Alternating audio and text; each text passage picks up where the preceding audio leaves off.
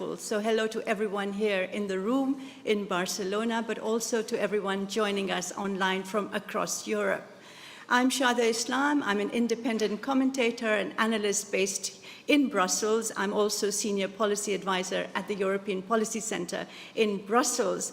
I am absolutely delighted to moderate today's conversation. It's going to be a very busy morning with lots of food for thought. We're going to be talking, as I said, about the Conference on the Future of Europe. We're going to kick off in a few minutes with a keynote address by Iracha Garcia Perez. She is, of course, president of the Progressive Alliance of Socialists and Democrats in the European Parliament and a member of the executive board of the Conference on the Future of Europe. So the rules of engagement are as follows. I will have a conversation with Ms. Garcia Perez, and after her keynote address, there will be a question and answer session with all of you here in the room. Thank you very much for being here, but also with our online participants.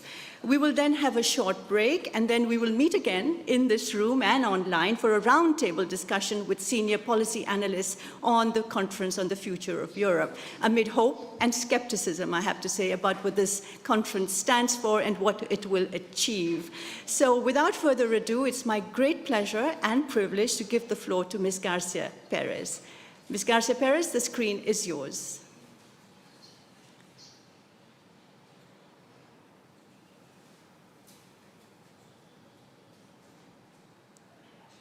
She's joining us. Now it's okay. Now it's okay. Thank you. Yeah, it's like my first time with the Zoom.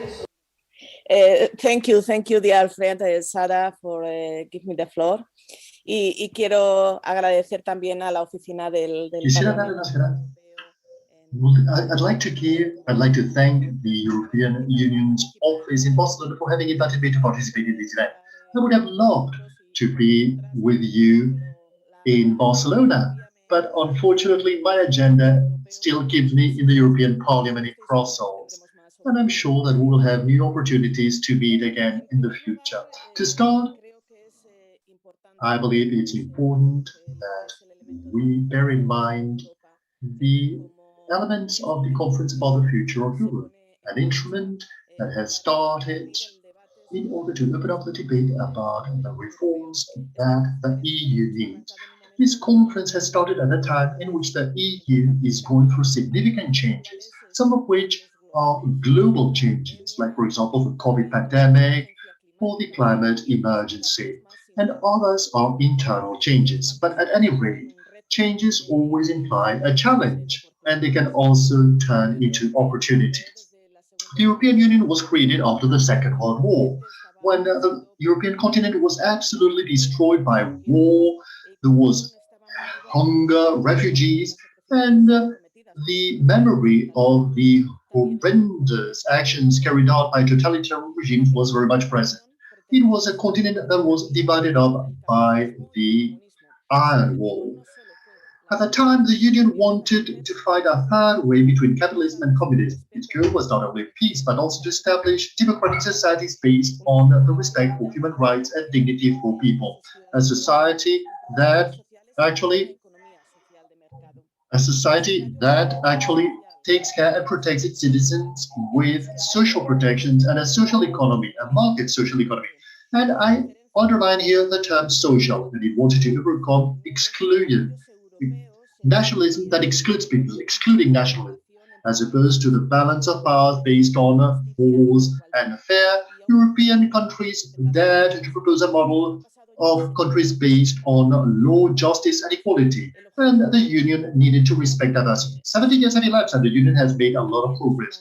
The goal of peace and prosperity, the reunification of the continent, has been attained. It is also a union that's more democratic, with the European Parliament elected by universal voting since 1979.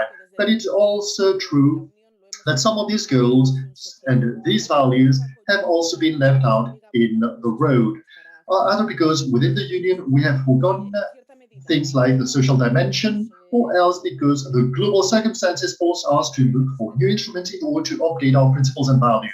What are the challenges we're facing? Some of them are the same challenges, the recurrent historical challenges. To a certain extent, they are not very different from the ones we had 70 years ago.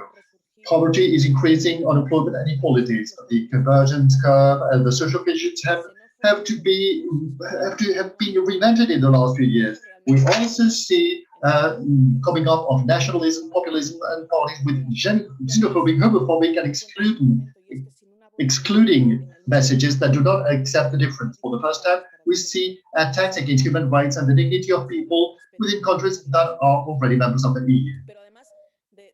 But in addition to all of these challenges, we have new challenges, like changes involved by the technological revolution with significant economic, social, labor market changes, and also ethical issues involved, like, for example, the climate emergency, which forces us to show solidarity with future generations. And to all of these, we have to add the COVID-19 pandemic. Now, pro-European parties keep on thinking that we can still face all of these problems better if we are united. Although the decision-making system is a complex one, and maybe sometimes we take too long in deciding and in acting. But the road cannot be to go back to national recipes and solutions. The road ahead should be to improve the governance system, a multi-level governance system, to strengthen the participation of all of the administration levels, but also citizens and civil society. And it is here where I believe that the process about the conference about the future of Europe will play a key role. We have the opportunity to talk about the challenges, about the concerns, and also about the expectations that European citizens have. And also the political class, we should take advantage of this discussion in order to identify 3 points. What are the challenges, the most important challenges for citizens? What are the opportunities, and what are the needed reforms? For many decades, the EU contributed to the economic and social convergence within countries and between member states. However, now we see that this trend has gone back, and inequalities are increasing. Young people have a harder time now than their parents at their age, and we find situations like the ones, employees who get a salary, but they live under the risk of poverty and social exclusion with very precarious employment. Now, there is a working class that lives on the threshold of poverty with very precarious situations. More than 90 million Europeans live under the risk of poverty and social exclusion, whereas 1% of the European population collects 25% of the union's wealth. These inequalities are also divided between the west and east of Europe, between the north and the south of Europe. And inequalities, as you will have seen, they feed frustration, enmity, and populism. We talk very much lately about the extreme right movements. It is necessary to think about the roots of these movements that these movements have, with significant popular support. And this is due to frustration and lack of hope in a Europe that oftentimes has not even been able to respond to the expectations and hopes of the citizens. In the future, the climate emergency will also increase these divisions. If we do not stop global warming and we protect biodiversity, some parts of Europe will see how their desertification increases, whereas others will see how the sea level will rise and they will suffer from extreme weather phenomena. Not to talk about the climate refugees on our southern shore neighbors in the Mediterranean. Another element that feeds inequalities is technology. Technology is a good example of it may have a positive and a negative side to it. It is a good example of a disruptive phenomenon that needs to be well managed. We saw this during the pandemic. Technology has allowed us to be better connected, to work from home, but it has also isolated a lot of people. And people's isolation is a big problem, and we can't forget the dissemination of fake news and conspiration theories that oftentimes jeopardize our very democracies. There is still a very big gender gap with many dimensions. The first gap is the salary gap, which still rises to 40% on average in the EU. And with COVID, we have seen that women are more vulnerable. They are the ones who have the most precarious jobs in general. I'm not going to get into the response to the pandemic because you have had a specific session about this yesterday. But we have seen some failures in the European Union's coordination at the beginning of the pandemic, and this shows the lack of a health union that we need to reinforce, and the strategic autonomy of certain fundamental sectors like our economies and our industry. In a certain sense, this pandemic has opened our eyes. We have seen things that we did not want to see in the past, or we had not been able to see in the past. And now it is clear. The citizens have realized, and from the beginning of the crisis, they have asked the EU to play a bigger role, stemming from the purchase of masks all the way to the vaccination campaign. Something else that has been shown, that the pandemic has shown, is the fragility of our democracies and the state of law, in something that we actually took for granted in the past. In spite of the resolutions and reports by the European Parliament and different procedures and court sentences by the European Court of Justice, the situation of the state of law is deteriorating in Europe. We have seen, for example, certain attacks against the community LGBTI, and Mr. Orban's government has started and has approved certain laws. And at the European Parliament, we have talked about the legislation instruments that we have. Article 7, for example, to that we could add this new instrument, the link between the state of law and the community budget, so that we can block funds in governments that are not complying with fundamental rights. As I was saying, the crisis can turn into an opportunity. And from that point of view, socialists and Democrats have fought a lot to establish a mechanism that links up getting European funds with the respect to the state of law. We will be vigilant for the Commission to use it, as it looks like it will do. The Parliament has said that it will not accept any delays in the application of the rules about the state of law, including the launch of procedures by the Commission, as said in Article 265 of the TFEU. In other words, we have already warned the Commission that we will not doubt to take it to the European Court of Justice if it does not act. The pandemic has also left us with significant lessons. And at the beginning of the pandemic, we started talking about this. A lot of people said we were naive.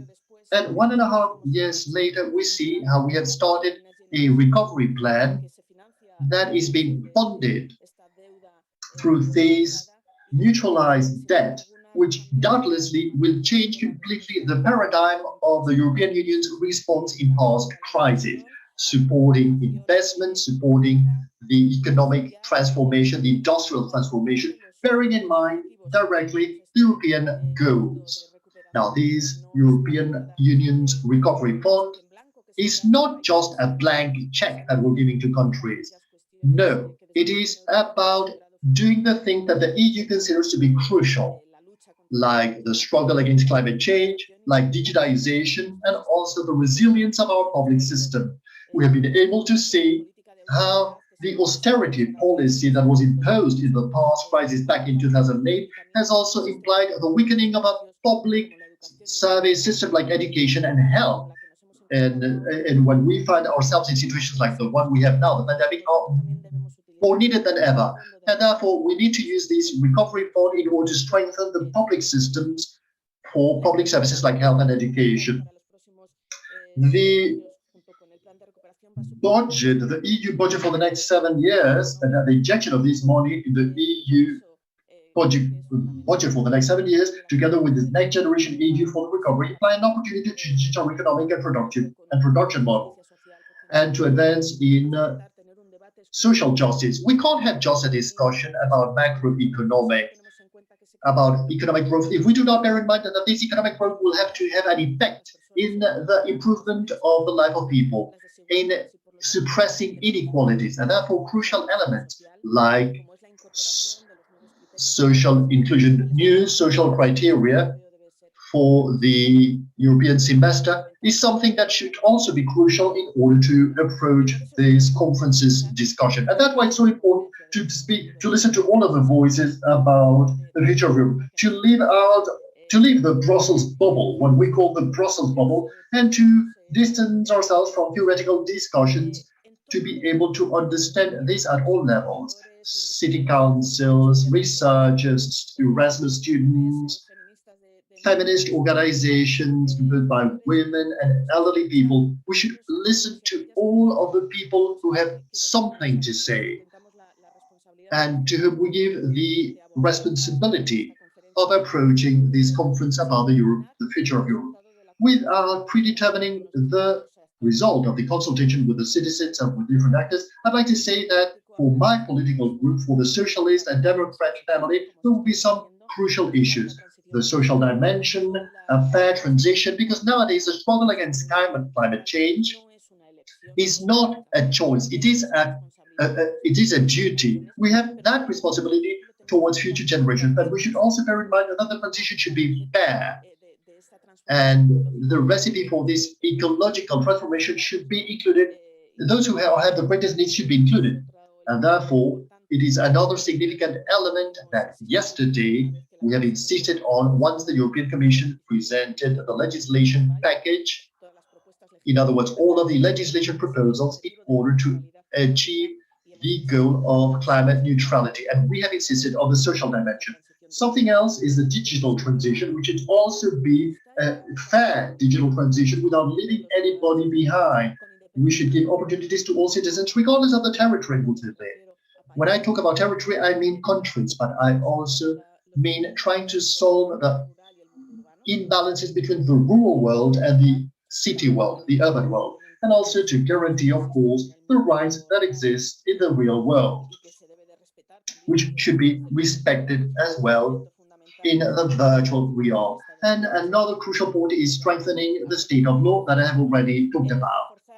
Now, to reinforce our economy, our strategic economy of key industries like the production of medicines and medical products, but also other significant rings in the production chain. And this is related to the health issue. The pandemic has promoted a crucial discussion about how Europe can strengthen this health union, which will be another crucial element. In terms of external policy, and I'm going to finish now because I want to leave enough time for Q&A. As I was saying, in terms of external policy, we have another crucial element. If Europe wants to play a crucial role in the field, in the international arena, we need to end with a rule of unanimity, which right now is paralyzing us all too often in crucial decisions we have to make at the EU level. If there is just one country that does not agree, then it can use its veto power, and that always creates a general paralysis that's not acceptable anymore. We have had some beautiful years to actually face all of these challenges, and Spain will have an opportunity to lead all of these needed changes when it will become the Council's presidency in 2023, following the presidencies of Germany and Portugal, which have promoted very significant changes for us. And amongst the priorities, we have the demographic challenge. With regards to the institutional reforms or the treaties, this should always be seen at the end under the light of the conclusion. I am in favor of carrying out this institutional report, but in order to give them all other full dimension, we need beforehand to have an in-depth discussion about politics, about Europe, about how to respond to the expectations that citizens have. And we will have the time to do that. There is no deadline for the end of the Future of Europe conference, so we need to take the time we need. In September and October, we will start with the citizens panels that have been created in this conference. We'll have our second plenary session, and then we will be able to start getting into the detail of all of these issues, which are on top of the table right now. And I believe it's going to be so exciting and so interesting to be able to share with all of you this. So now I will be delighted to answer any questions you may have. And so let's start a rich Q&A. Thank you.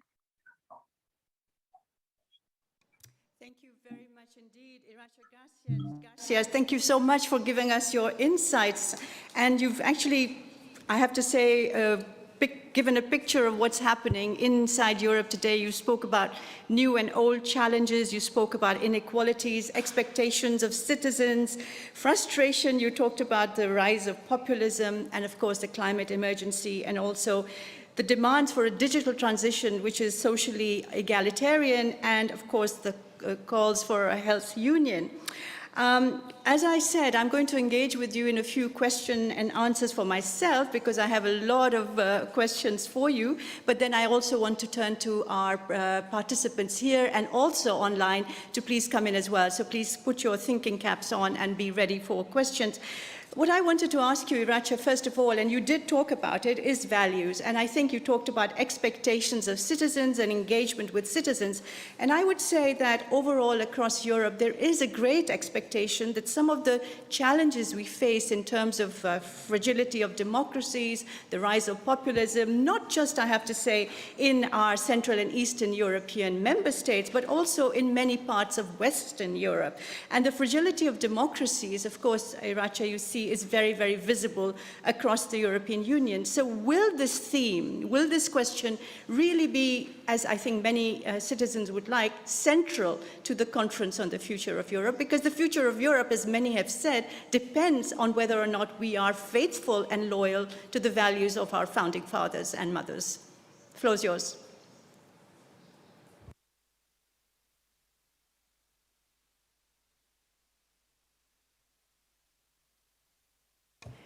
Iracha, you need to unmute.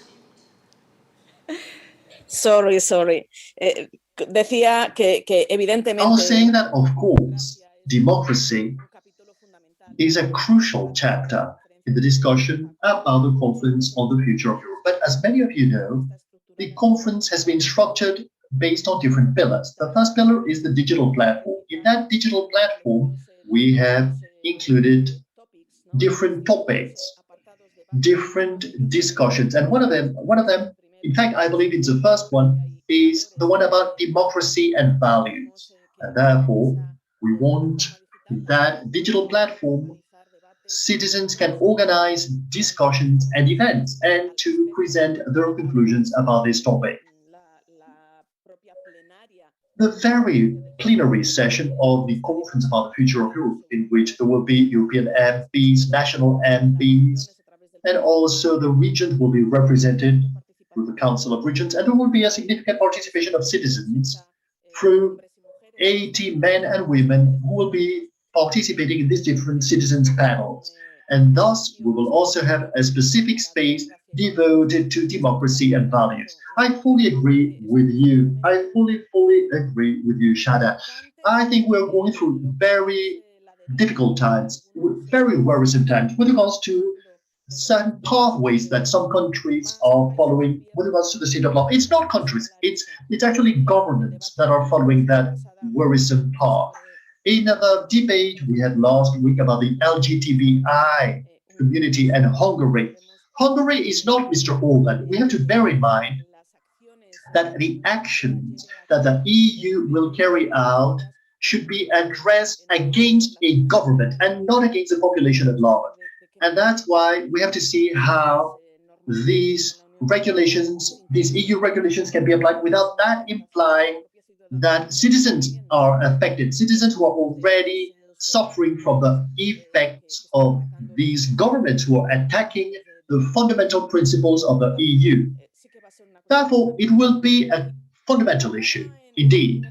And during my paper, I mentioned that institutional reforms and the discussion about institutional reforms will have to be carried out once we have had a discussion about the background of policy. And this is a good example of it. For example, what is happening with the application of Article 7 by the Council? Of course, the instrument that exists nowadays in order to be able to implement this article implies a great difficulty, in spite of the fact that there is a wide majority of countries who want to apply it. And therefore, we need to see how, in the field of these institutional reforms, we could end with some issues that are not allowing us to make decisions at the EU level, or who are making these decisions to be highly delayed.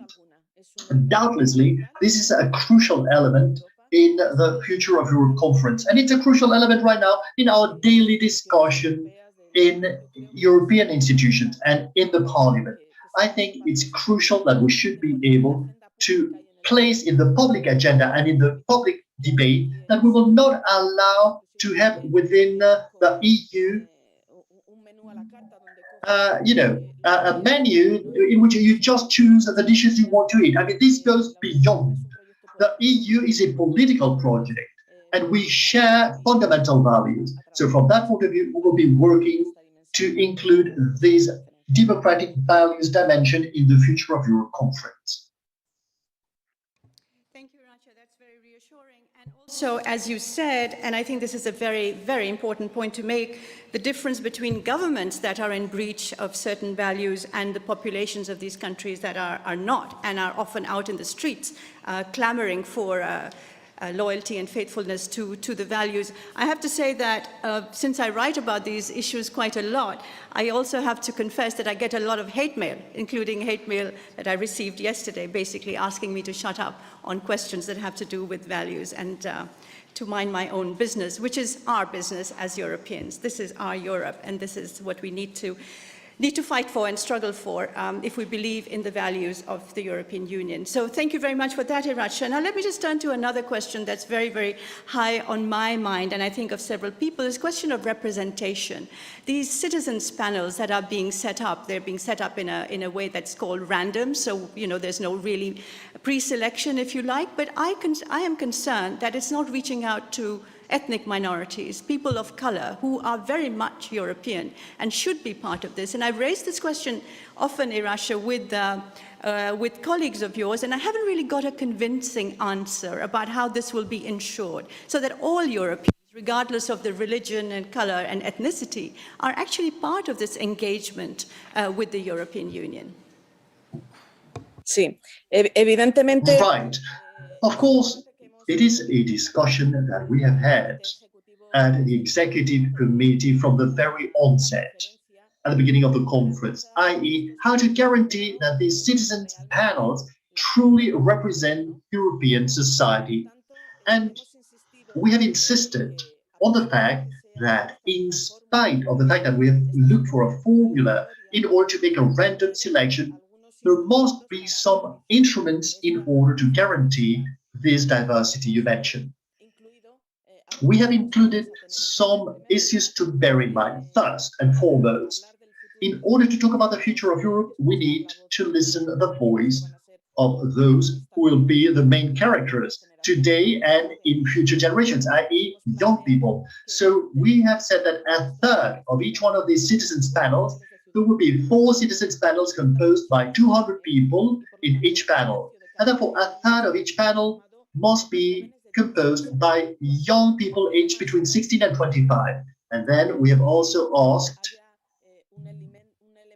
to have a correcting element to guarantee this diversity, this territorial diversity. Countries, there must be representation of all countries. It should be territorial between the urban world and the rural world. They should also talk about gender. There should be a gender balance. There should be a balance as well in terms of the social and economic status of people. I mean, the European diversity should be represented. In Europe, we have unemployed people, we have service people, there are people who take care of the elderly and of the sick and other types of sectors. So that should also be represented. And we should try and bear in mind as well the minorities, the ethnic minorities. We will see. I mean, right now, these citizens panels are being composed. And at any rate, the conference about the future of Europe will not be only about citizens panels and the plenary session, but also citizens at large, and therefore social organizations, civil society organizations, and NGOs will also have a chance to participate in this conference through the organization of events and inclusion of the conclusions in the digital platform. And they should actually tell us, those of us who are part of that plenary, they should share with us these ideas. So the participation mode is a varied one. And what I've been trying to do personally throughout these past 2 months is to encourage all organizations. And I have to say there are also NGOs or organizations that work in the field of minorities, ethnic minorities, all types of minorities, so that they participate in the conference through the organization of their own events. And they should then give us and share with us the conclusions that they have drawn in different ways, either through their parliamentary representatives or else through the digital platform. But let me insist on this, Shada. I mean, these citizens panels, I mean, we have high expectations about these citizens panels. We do have some doubts, but we will try and give them a chance and see whether they are composed according to what we have approached, i.e. the European diversity that exists in our society. Thank you very much indeed again, Irasha, being very, very frank and honest about this. I have to say guaranteeing diversity is essential, and you've pointed to all the different kinds of diversity that exist within our Europe and should be heard. And also you're encouraging people to actually organize themselves, and the NGOs and civil society organizations to actually take part actively, proactively even, in these conversations. So thank you very much indeed. Lots of expectations there. And I hope that all our hopes and aspirations will be met, at least to some extent. We're embarking on an adventure, really, isn't it? It's uncharted territory. A little personal question for you, Irasha. You are, if I'm not mistaken, the only woman on the executive board of the Conference on the Future of Europe. I'm the only woman representing the European Parliament. I am the only woman coming from the European Parliament. In the executive board here. Which is quite remarkable, I have to say. So you have a big responsibility on your very, very capable shoulders. What's it like? Do you have a special agenda that you're pushing through on gender equality? Because that also is under threat in many parts of our Europe today. Por supuesto. Siempre. Of course I am. Of course I am. Shada, I always have in my agenda and in my daily life a crucial element. I am a feminist, Shada, and therefore all spheres in my personal life and in my professional and work life, I always include this feminist issue because I'm really concerned about it. I'm really worried to see that women represent 50% of Europe. We're half of the European population and we're not represented in the same way men are.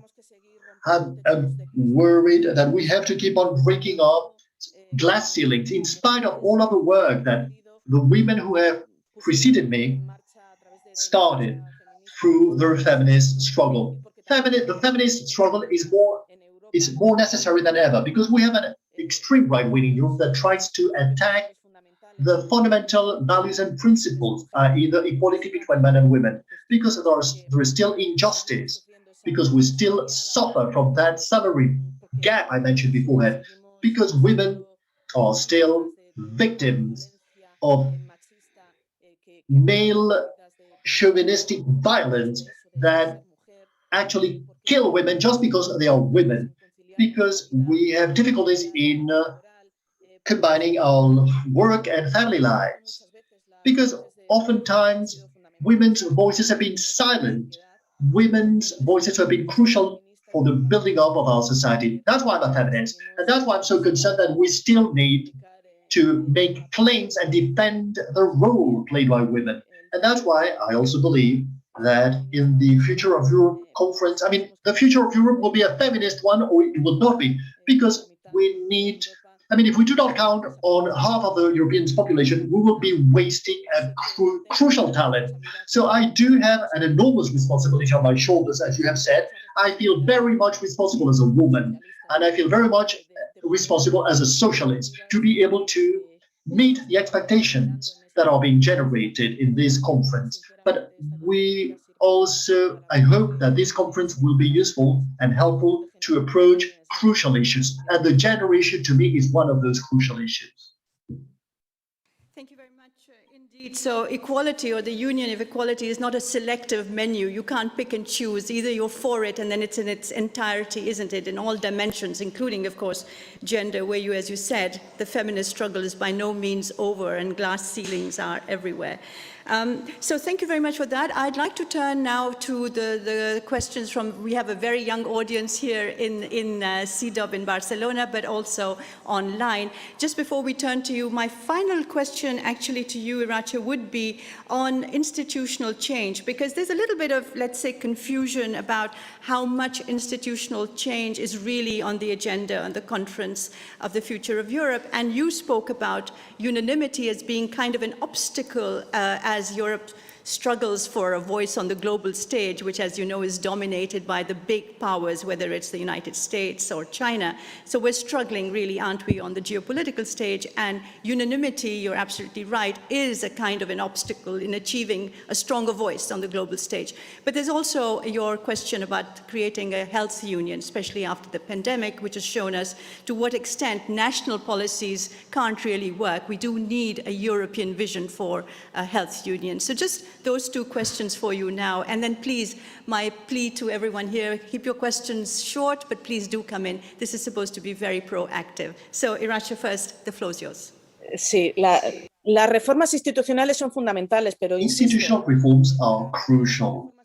They are absolutely crucial, Shada. But in order to approach them, we have to actually, they must make sense. If you open up a discussion among citizens at large, not European Union institutional experts or political experts, if you open up the discussion amongst citizens at large, the immediate reaction will not be to talk about institutional reforms, about the principle of unanimity, or whether the European Parliament must have or must not have a capacity for legislation initiatives, or whether it's needed, whether changes of treaty in the treaty or in the treaties should be necessary to approach a health union. This is not part of the agenda in what we call this Brussels bubble. I mean, first of all, we have to start off with a discussion about the Europe we want to build up and the expectations, and then the instruments in order to be able to achieve that. And that's when we will talk about institutional reforms, well aware of the fact that we're going through difficult times in which there are many, many governments who do not want to talk about these issues. For example, we have been delayed for more than 1 year in starting this conference about the future of Europe, and a crucial element was whether we voted in favor or not of the changes in the treaties. And in order to reach an agreement at the end with the Council, what we have done is that at the beginning of this conference, we will make no reference to these treaty changes, neither in favor nor against. And to say that the conference should approach the treaty changes, or to say that it is forbidden to talk about that. But the solution we reached in order to start the conference was not to talk about that. In other words, to let the discussion flow and to let the debate flow and see what the citizens have to say. And to me, it's very clear that we need to carry out these institutional reforms, but it will all be based on the previous discussion about real policies.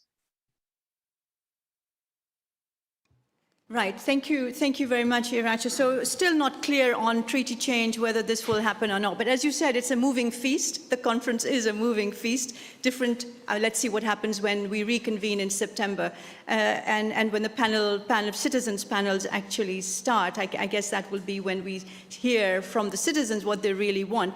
And I wonder to what extent the Brussels bubble, as you said, but also member states will actually be engaging with citizens. I think that still remains a question of some skepticism in parts of Europe. So we're banking on people like yourselves to make sure that that connection, that two-way street is really the reality of the Conference on the Future of Europe. So thank you, Iracha, for all those questions. And Christina, I am now happy to take questions online, but also from the floor. So if you're here in the room, and I hope you are going to engage with us, please put up your hand and a colleague here will come to you with the microphone. I have a number of questions that I can keep asking, but there's so many young people in this room that I would like you to come in now and start asking your questions. Yes, please. Please identify yourselves and keep your questions short and to the point. Hello, my name is Ariana Well. I'm the coordinator of an association called Personal Time Use Initiative. And one of the key questions when we were thinking on what to put on the digital platform is this indefinition on what is going to be done with this idea. So what is our strategy as an association? Do we organize an event? Do we put one idea? Do we put several ideas? Do we make our efforts so our idea is really endorsed or not? So a bit this indefinition of what's going to happen with our efforts when we have, as any association, limited time and resources, is a bit what we are struggling now to participate on the Future of Europe conference. So I wanted to ask what can be a good strategy for civil society organizations to engage. Thank you very much indeed. I think that's a pivotal question, a very important question about what happens with all these ideas, these fountain of ideas that we're going to open up for debate and discussion. So, Iracha, could you answer that question now, please? Thank you. Sí, por supuesto, Cristina. Yes, of course, Christina. Now, this question that you asked me is a repeated question. It's a question that many organizations ask. Organizations that are opening up this debate, we must be able to respond to people's expectations and to citizens' expectations. You're working on generating ideas. Of course, these ideas have to be useful for something. So I'm going to answer yes. Yes, these ideas will be kept in mind. They will be taken into account.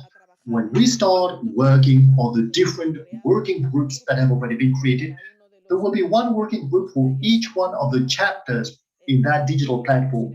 We will be receiving your inputs. We will be receiving the feedback and the inputs from your contributions. And of course, we will have to assess that with regards to the amount of support that each one of these proposals has. Of course, there will be proposals of all types, and some of them will have a lot of support, and people will be voting for them, and others will have less support. We'll need to evaluate and assess which are the points that have the greatest support in the digital platform. But I'd like to say that if you, through the organizations, do not generate these ideas, others will do it for you.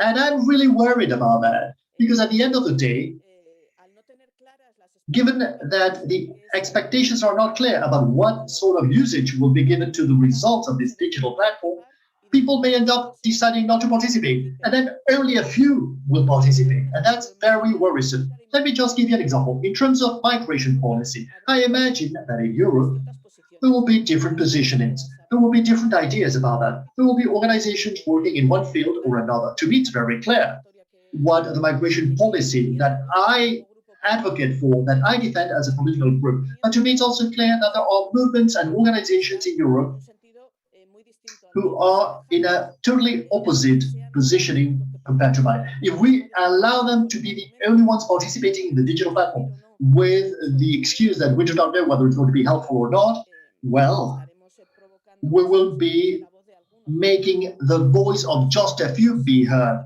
Let me insist, I am not sure we will be able to respond 100% to all of the expectations that this digital platform has created, because of course we will not be able to comply with 100% of the ideas generated in that platform, especially because some approaches will be contradictory, but we'll need to assess it in terms of the level of support that each one of the positions gets.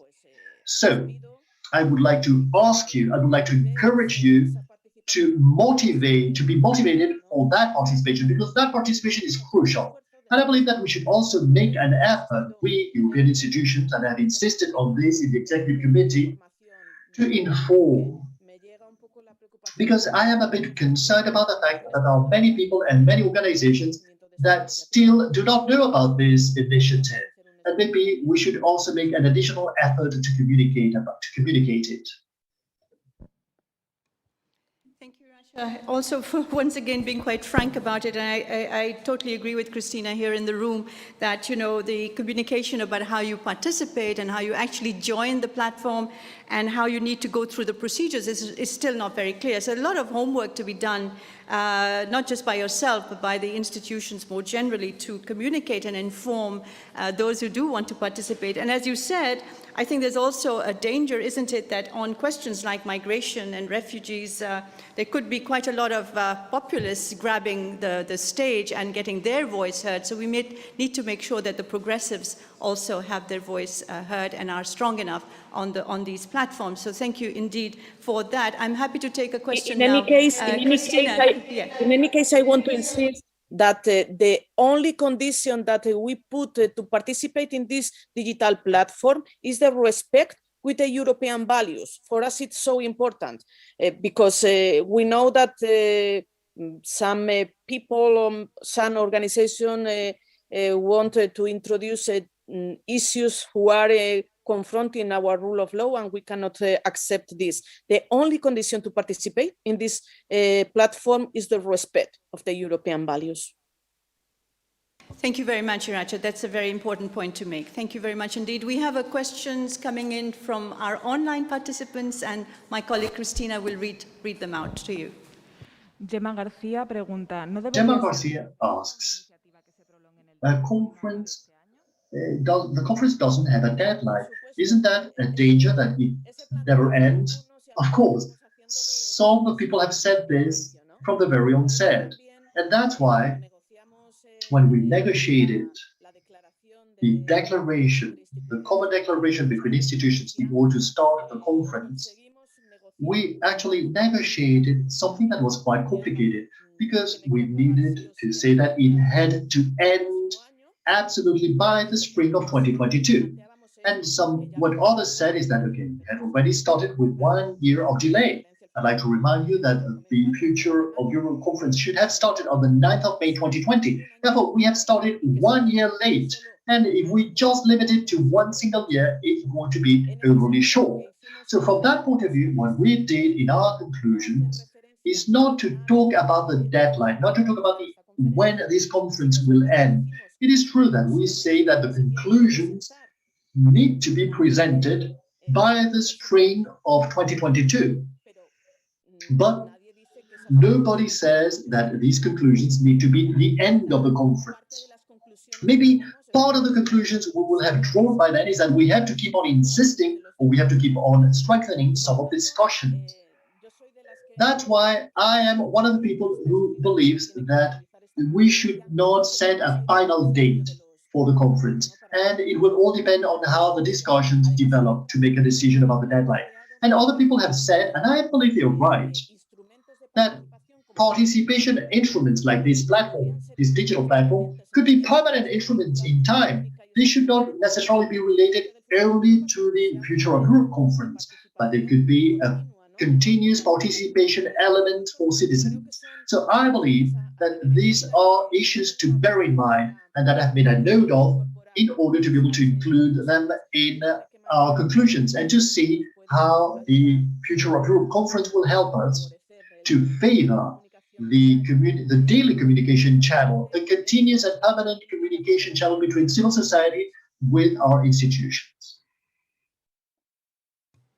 Thank you very much. That's an interesting idea indeed. And I wonder, Iracha, just a very quick follow-up. Do you have any backers of that idea? Do you have people who support you on the idea of having a constant and permanent communication channel, this digital platform becoming a citizens' engagement channel for the EU and its crucial issues? Sí, es una cuestión que he debatido tanto con compañeros Yes, this is something that gets a support both from colleagues in the conference's plenary and also members of the executive board. So this idea has received the support of other comrades, other colleagues, and now we'll have to see how we channel it, because of course this is something we have to include in the very conclusions of the conference. So I believe it's going to be a significant conclusion to bear in mind. Thank you indeed. Happy to take more questions. Do my colleagues have questions here in the room or online? The young gentleman over there, please. Well, first of all, thank you very much for your interesting insights. My name is Juli Granés, and I'm a global studies student in Universitat Pompeu Fabra here in Barcelona. And my question would be regarding the concept that you have described of unanimity. I think if I didn't understand it wrong, that you said that you think that unanimity, and your political group thinks that unanimity when tackling foreign policy is something that should be somehow addressed because it's a subject which complicates the decisions of the European Union on foreign policy. And I was wondering if you could expand or further develop a little bit the insights that yourself or your political group proposes in order to avoid this maybe maybe inaction that unanimity can lead to, but without undermining the founding pillars of the European Union. Thank you very much. Evidentemente es complejo, ¿no? El cómo garantizar ese equilibrio. It is quite complex how to guarantee that, how to strike that balance. But our daily reality is placing a mirror image in front of us with regards to the need to approach this sort of discussion. This is crucial, and we're seeing in a repetitive way how some countries, some specific countries, are becoming a constant block. They are blocking constantly Europe, and they are not allowing the EU to have a strong voice in the world. Let me just give you an example. With regards to Russia, for example, with the latest actions undertaken by Russia, it was impossible to have a common position because it was just one single country that refused to participate in that decision. I understand that Europe and European institutions must guarantee the representation of this European diversity and also of different points of view. But at the end of the day, we do need to see how we can make headway jointly. And in terms of foreign policy, bearing in mind that foreign policy has always been a beloved and desirable element by all countries. And it's important, it's very difficult to give this important part of sovereignty to the EU. I think we need to ease that Europe can actually act. Because if it doesn't do it, nobody will take us into account. Nobody will consider the EU in the international arena. If they see we're totally unable to position ourselves as EU when facing crucial issues.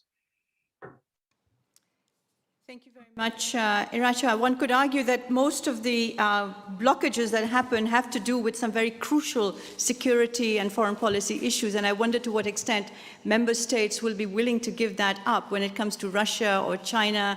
For many countries, it's really a question of national history and sovereignty and security, and that I think will, even if we jettison the unanimity question, there will still be very, very serious divisions and gaps within the EU, I think. So you're absolutely right. That remains a constant obstacle, a constant challenge for the EU on the geopolitical, very complicated and crowded geopolitical stage. Thank you very much. I'm happy to take more questions also online. Yes, Christina, please. Alex Garde nos pregunta, uno de los problemas Ricardo asks, one of the problems of the EU is that it doesn't have its own territorial administration and policies that are instrumentalized through the states. And they just, how can we avoid that national governments are the only ones who get the credit for international actions? Well, we can't avoid, let me see how I express this. It is not about who sells or who doesn't sell, who gets credit and who doesn't credit. First of all, we have to see that international cooperation improves the lives of people, regardless of who gets credit for it or not. I mean, to me, what concerns me is the recovery plan, and the recovery plan should be able to give support to the modernization process of our economies, our industry, to generate jobs, quality jobs, to guarantee the strengthening of our public systems. To me, that's the main point, regardless of who gets credit for it or not. Secondly, of course, we talk about subsidiarity. We talk about the fact that it should be the administration closest to people, the one that manages the funds, because oftentimes they have greater knowledge about how to do it. We have different formulae to participate. For example, the structural funds policy is developed through operational programs that are started up by the regional government. In this case, it was decided that the management authorities be the central government, with instruments to guarantee that there is participation of local and regional administrations in the recovery plan. Here, what's important is not who gets credit or who doesn't get credit for it. What's important is that these funds reach people, that these funds are used for what they need to be used, and that all public administrations should be involved, the local administrations, the municipalities, all the way to European institutions. And for that, we have worked to develop national recovery plans, to assess them by the EU Commission, and it will be continuous assessment. After that, it's very important, in my opinion, to give a European Union seal to all of these actions. But let me insist, this should not be a battle about who gets credit for the actions and who doesn't get credit for it, or who is the father or the mother of the child. What's truly important is that these actions improve people's lives. Good point. Let's turn now to people in the room. Someone would like to ask a question from here. If you don't, I warn you, I can ask you to come in out. There's a gentleman over here.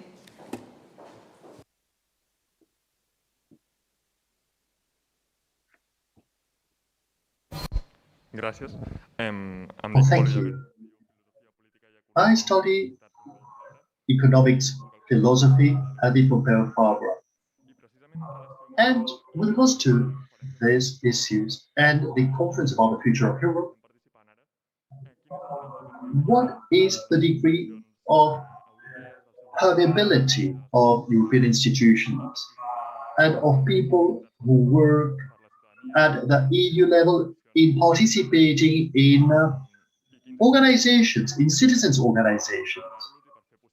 We would like to invite some of these EU representatives to participate in some of our events. Is that possible?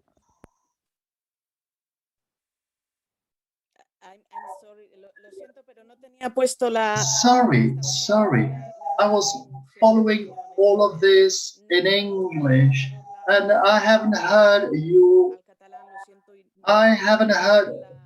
Well, I've heard your question in Catalonian, and oh God.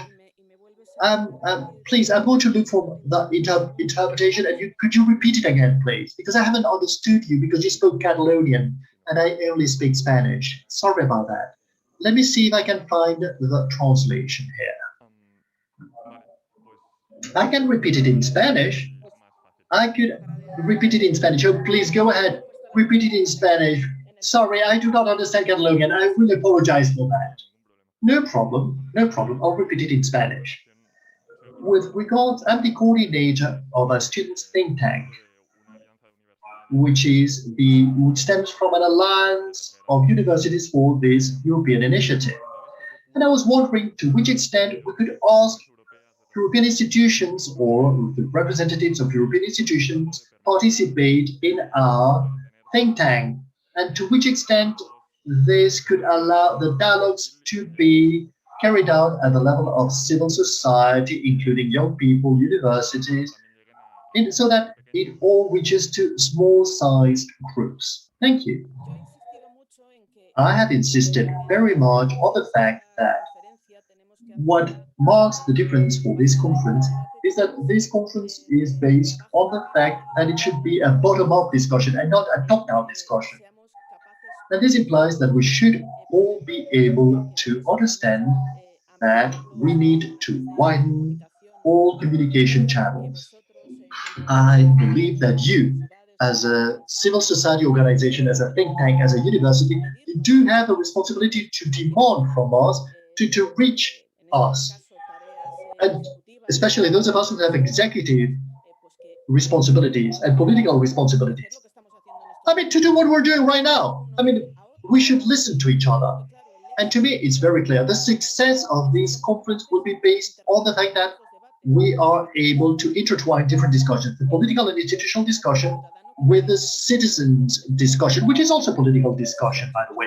But if we are able to intertwine both of them, this will work out. If not, it's going to be very difficult. So from that point of view, we do have a duty as public representatives. We have been elected democratically by citizens, and we owe our work to those citizens. We have to listen to things we may not like or things we like, but we should be able to keep our communication channels open. So I do hope this will be a great opportunity to achieve this, so that you can also make us move and participate in a discussion that you have through your own organizations. That will be crucial for the whole project.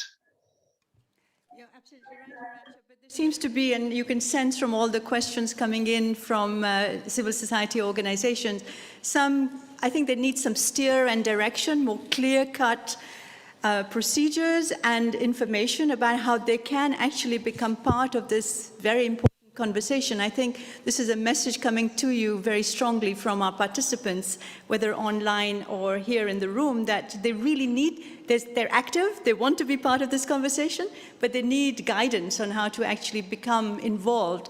And I think this is a good message that you can take to some of your colleagues who are perhaps less engaged with young people and civil society organizations, but possibly another burden on your very capable shoulders to take to the executive board and to the conference. So thank you for those questions. Cristina, another question coming in from online. Sí.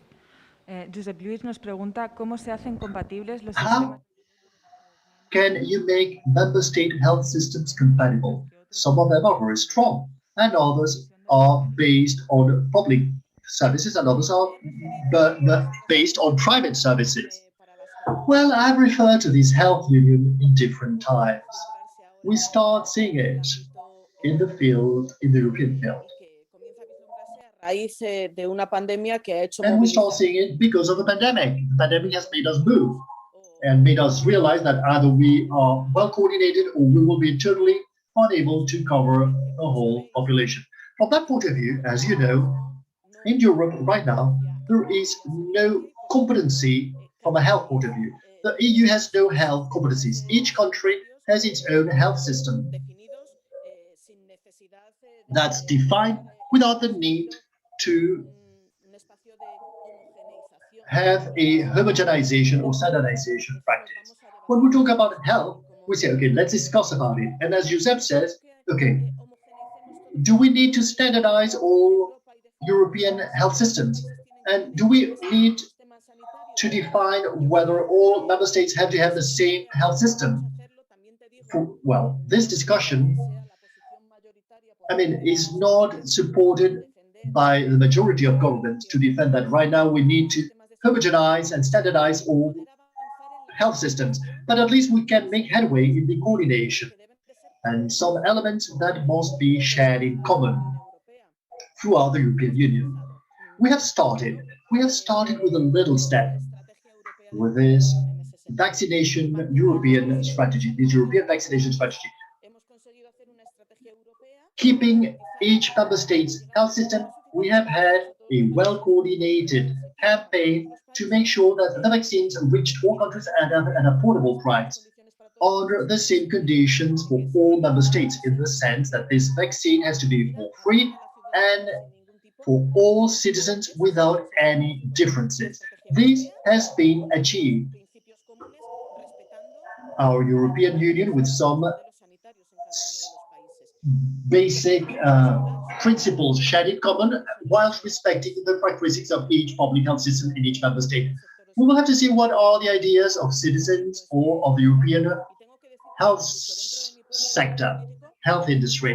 I have to say that within my own political party, there are different ways of seeing things. Some believe that we need to approach a homogenization and standardization of all European health systems. But other people believe that the differences are so huge nowadays that what we need to do is to create some minimum standards for citizens to access to the health system, and then allow each member state to manage these health systems. Bearing in mind another element, I don't know whether you are well aware of this or not, but each country has its own health structure, and it's a health structure that's not centralized. In our own country, in Spain, the health services are transferred to the regional government. So there is a national health system that follows minimal standards, but then each regional government actually manages its own health system. Yes, indeed. So better coordination, stronger coordination, And rather than embarking on a standardization, given the individuality of all the different health systems in our 27 member states. But a question that needs to be addressed, especially after or during this pandemic that we're living through, that has raised many issues to do with health and vaccines, as you've said, Iracha. There's another question coming in.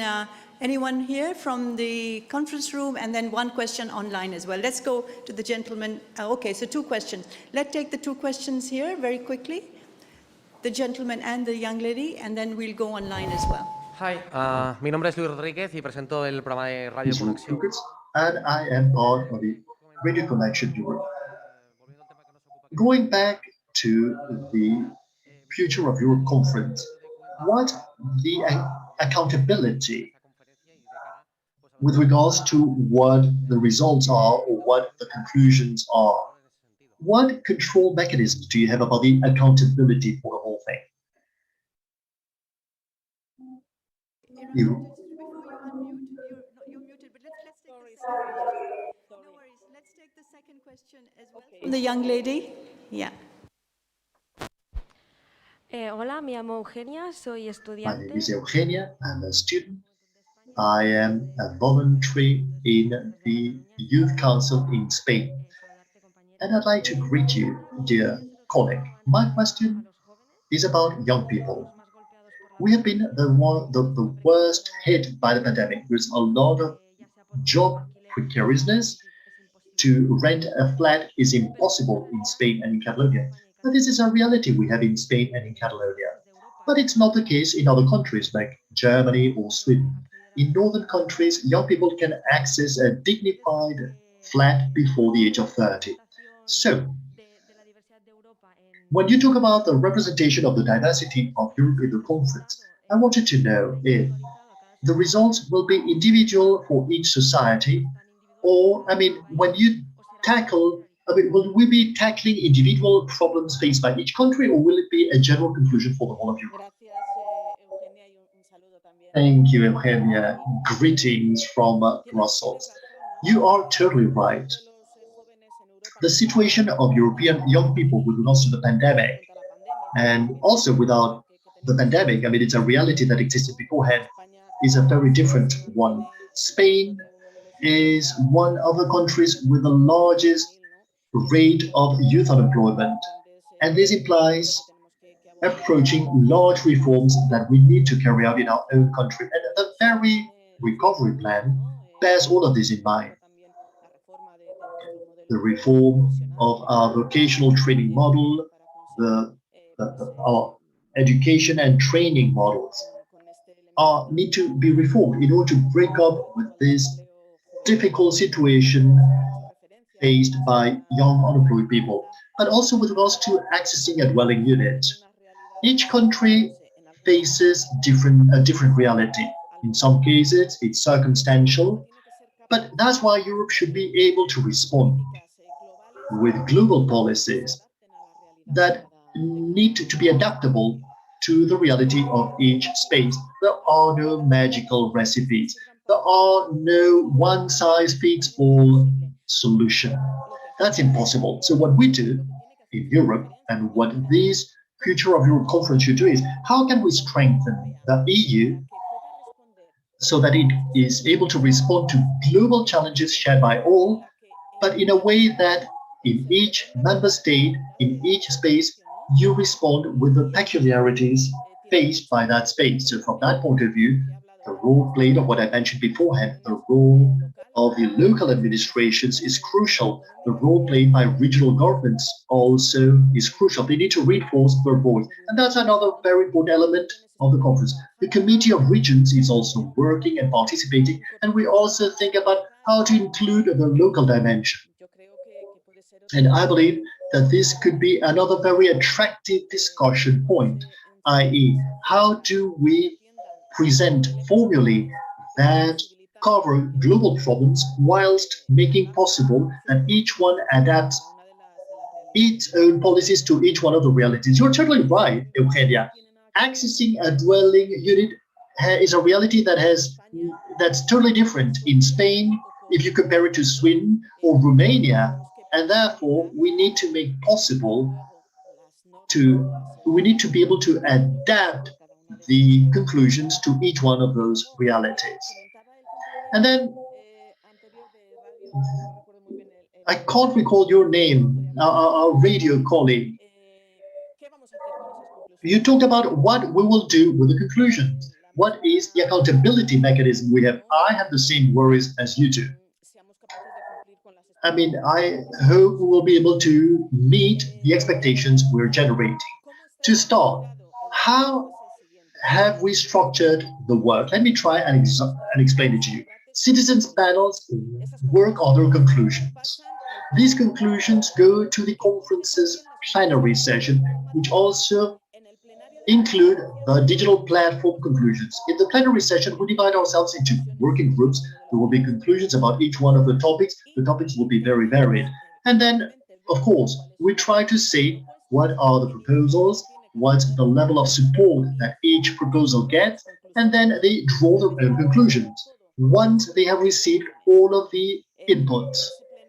In that conference's plenary session, we have structured it to guarantee everybody's participation: institutions, civil society, local, regional, and national governments, MPs, civil society. In that plenary session, everybody is represented, and then we will manage the different conclusions.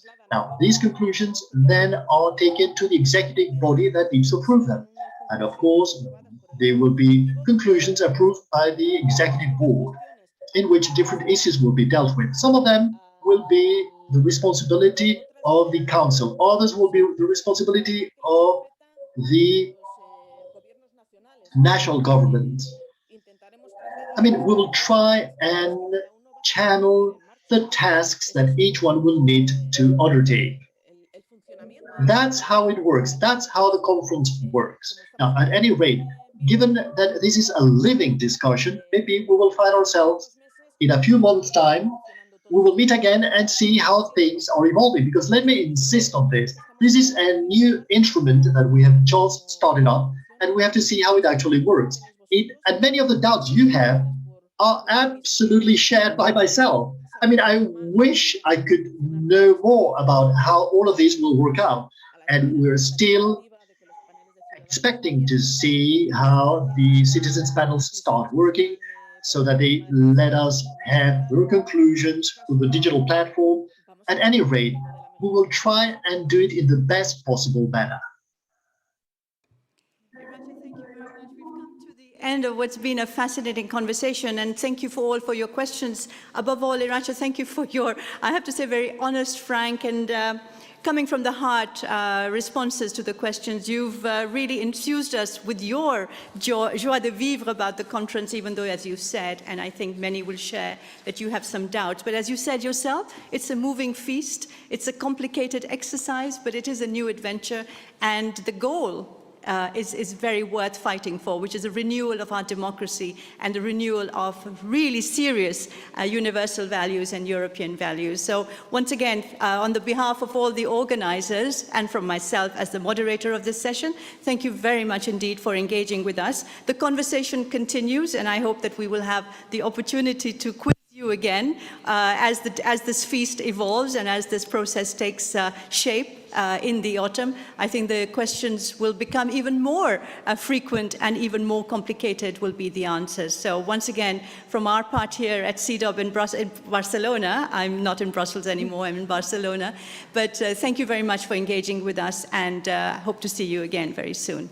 Take care. Muchas gracias a vosotros y a vosotras. Thank you, Shana. Thank you, everybody, for having given me this opportunity. To me, it's a wonderful opportunity to be able to exchange ideas with you, to be able to listen to you. I have the same concerns about how all of these will work out as you do, and I feel so responsible for it.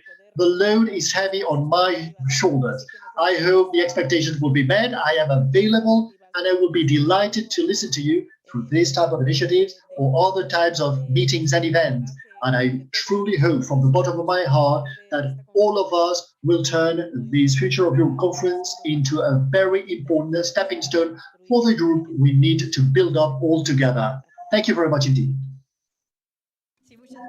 And so thank you so much indeed, friends and everyone watching online as well. We start again at 11:30 and we'll take this conversation forward in a roundtable with experts. So stay tuned, stay in this room or grab a cup of tea or coffee, but be back at 11:30 and we will resume the conference, the discussion on the conference, The Future of Europe. Thank you indeed, everyone. Bye-bye. Hello, everyone, and welcome back. Welcome back to everyone here in the conference room at CDOP in Barcelona, and also welcome back to all our online participants. We're talking about the conference on the future of Europe, hopes and aspirations, but also challenges ahead. We've just had a very, very fascinating conversation, I have to say, with Iracha Garcia Perez from she's the president of the Progressive and Socialist Group in the European Parliament. And for those of you who were listening, she was very honest and frank and insightful about the conference, full of hope, but also many, many questions that still need to be answered, especially about the participation of citizens and the conversation with young people and representation in the conference. We're now going to explore some of these issues in further detail, and to do this, we have with us three experts, senior experts, talking about the institutional changes, the treaty changes, and their hopes and concerns about this conference on the future of Europe. We have joining us, I think, from Brussels online, Dimitri Barua. He's from the European Commission's DG Communication. Dimitri, welcome. Also joining us online from Brussels is Corina Stratulat. She's my colleague at the European Policy Center, where she's a senior policy analyst and head of the European Politics and Institutions program. And here in Barcelona, sitting with me at this table, really glad to see you here, is Hector Sanchez Margalef. He's a researcher at CDOP. So Hector, great to have you here as well.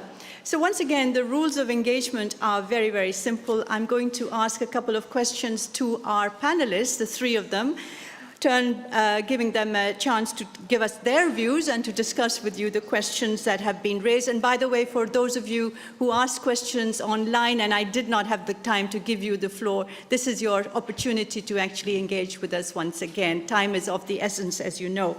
So they will give us, our panelists will give us their opinions, and then, as in the last hour, I will turn to you, participants here in the conference room, and also online to ask your questions and to engage with our panelists.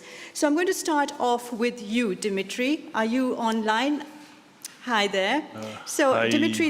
Hi, Dimitri. Thanks for joining us. So I don't know if you were listening to Iracha. I was. But good, excellent. So you know that there were a lot of questions from the floor and from our online participants about how they actually get engaged in this conversation. What do they have to do? And it appears that there isn't much clarity about how this is going to be organized, especially, Dimitri, as we come into the summer break and people are gearing up for what should be an autumn of great excitement about the future of this conference. So give us a little bit of your insights on how we should organize ourselves and be prepared for what lies ahead.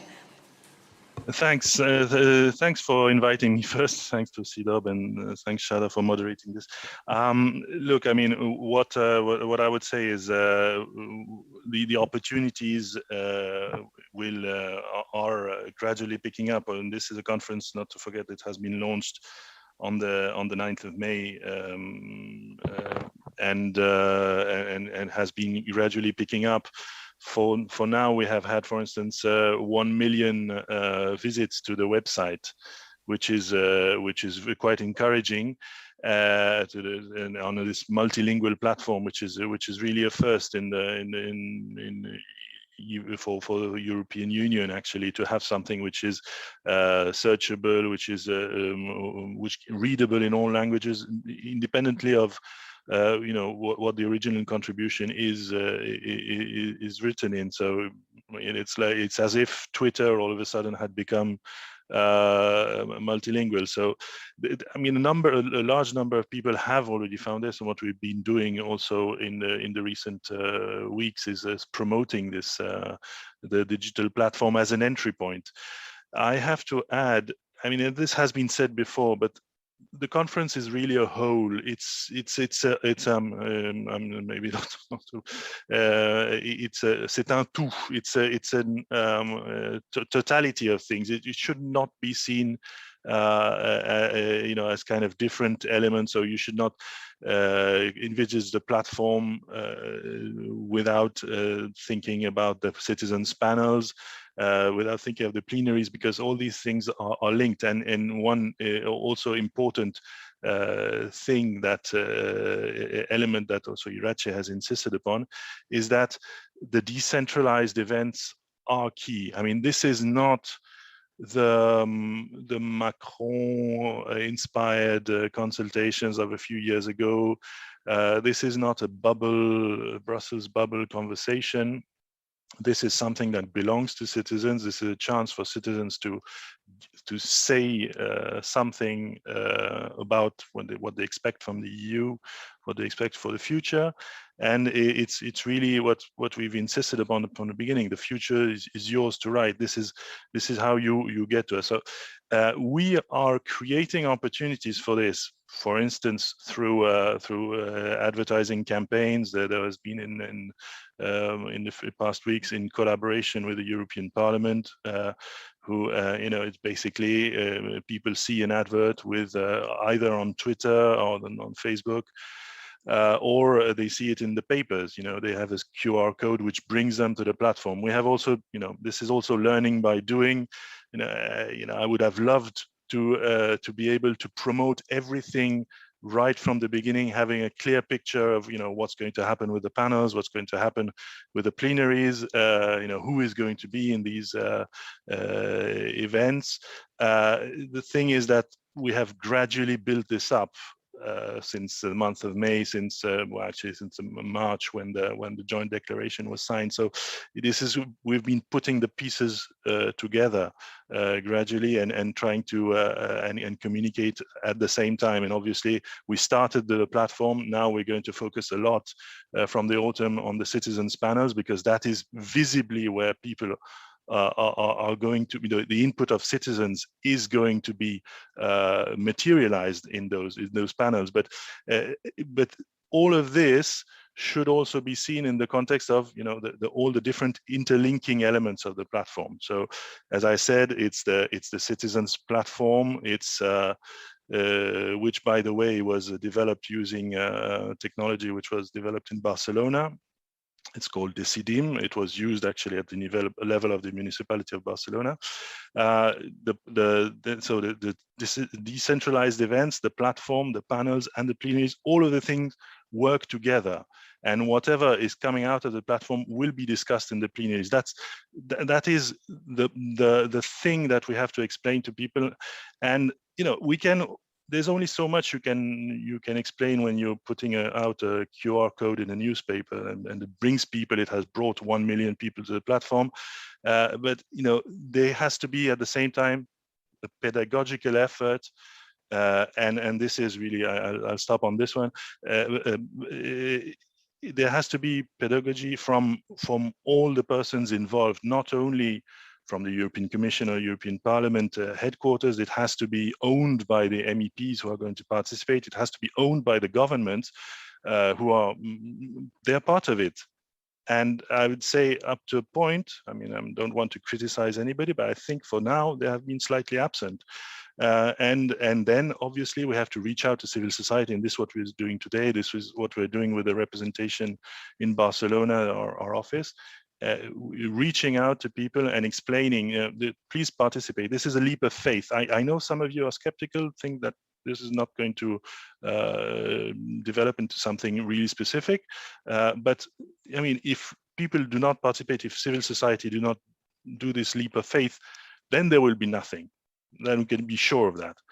But our role at the moment is also to bring people to the platform and engage with civil society to make them realize that this is an opportunity, this is a renewal for our democracy, and this is what we're doing at the moment. So thanks.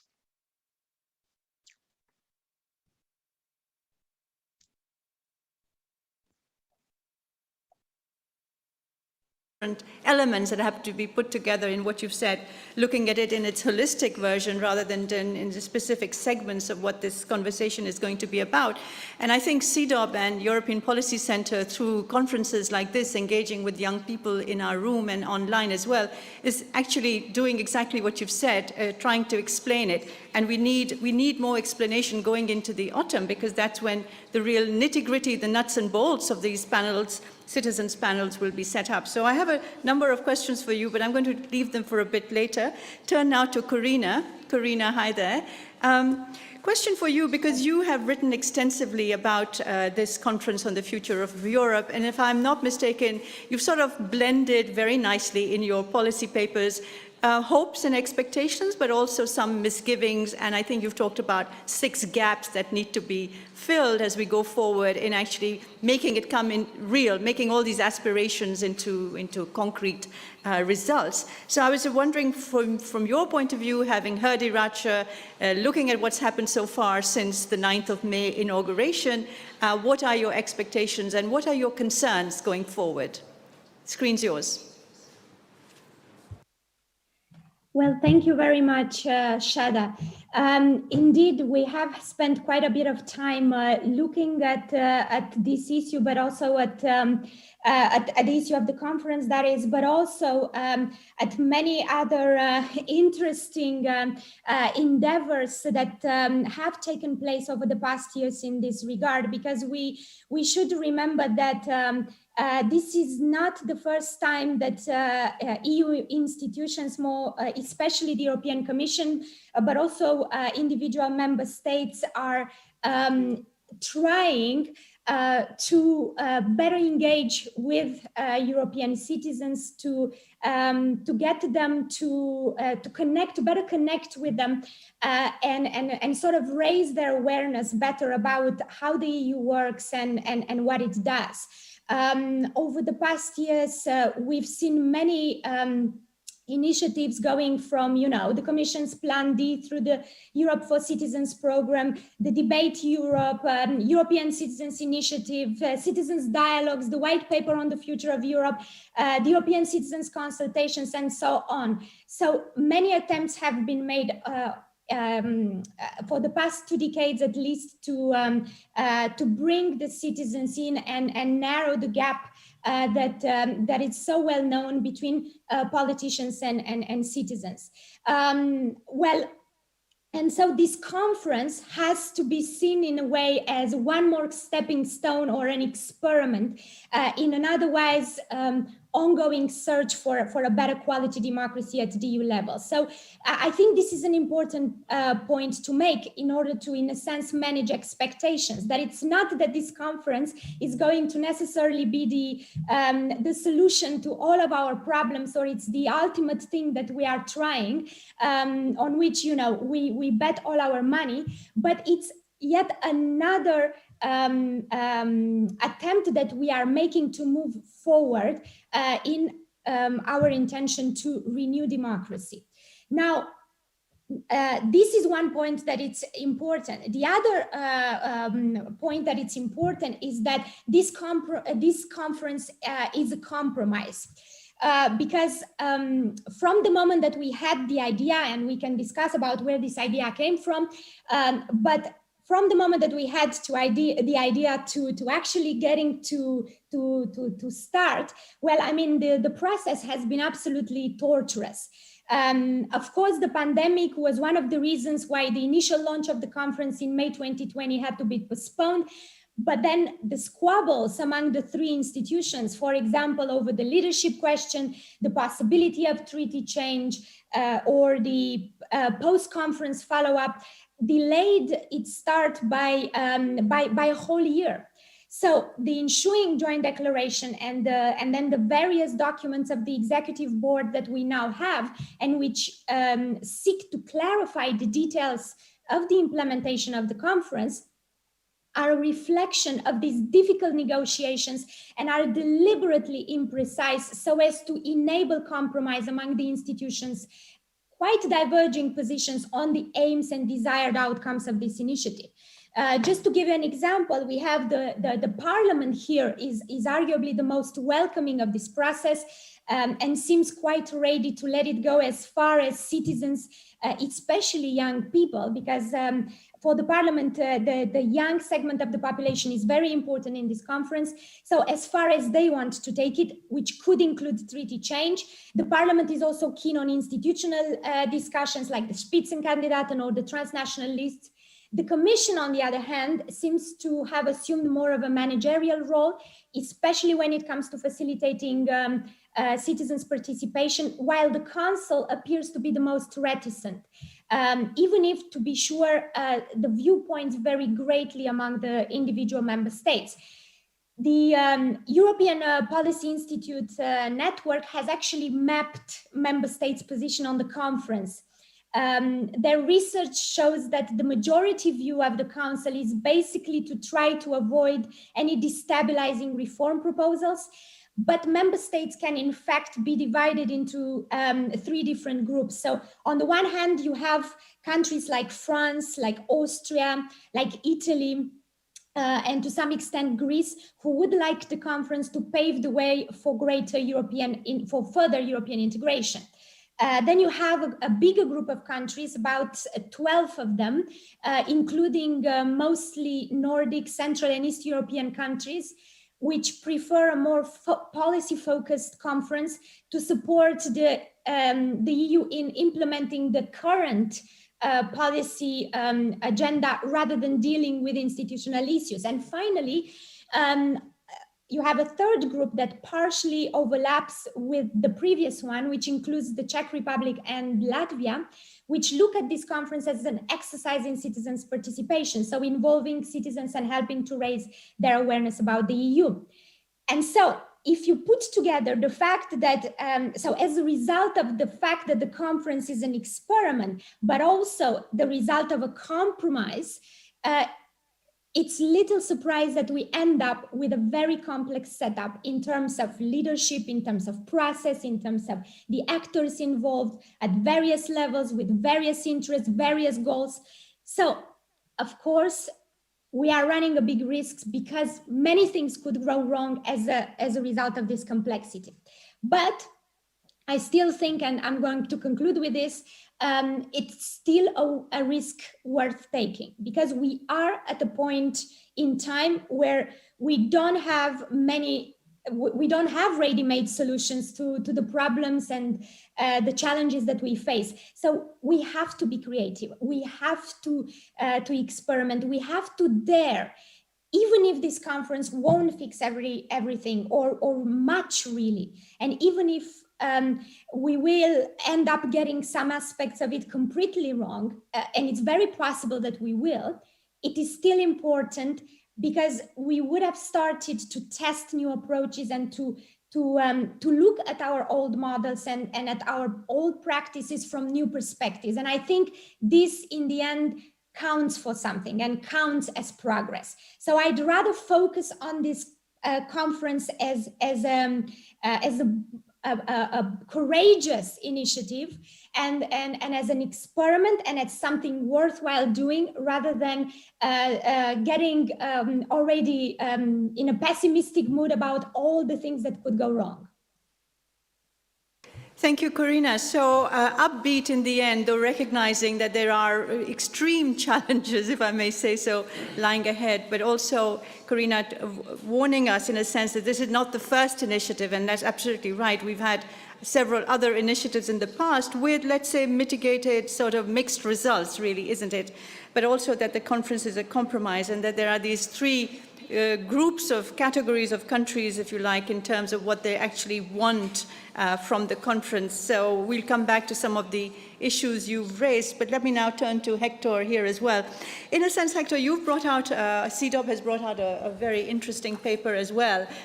We were saying the Conference on the Future of Europe has its wings clipped, and I was just wondering if you could explain a little bit what you mean by that, but you've also in the end said, as Corina has, that it's a risk worth taking.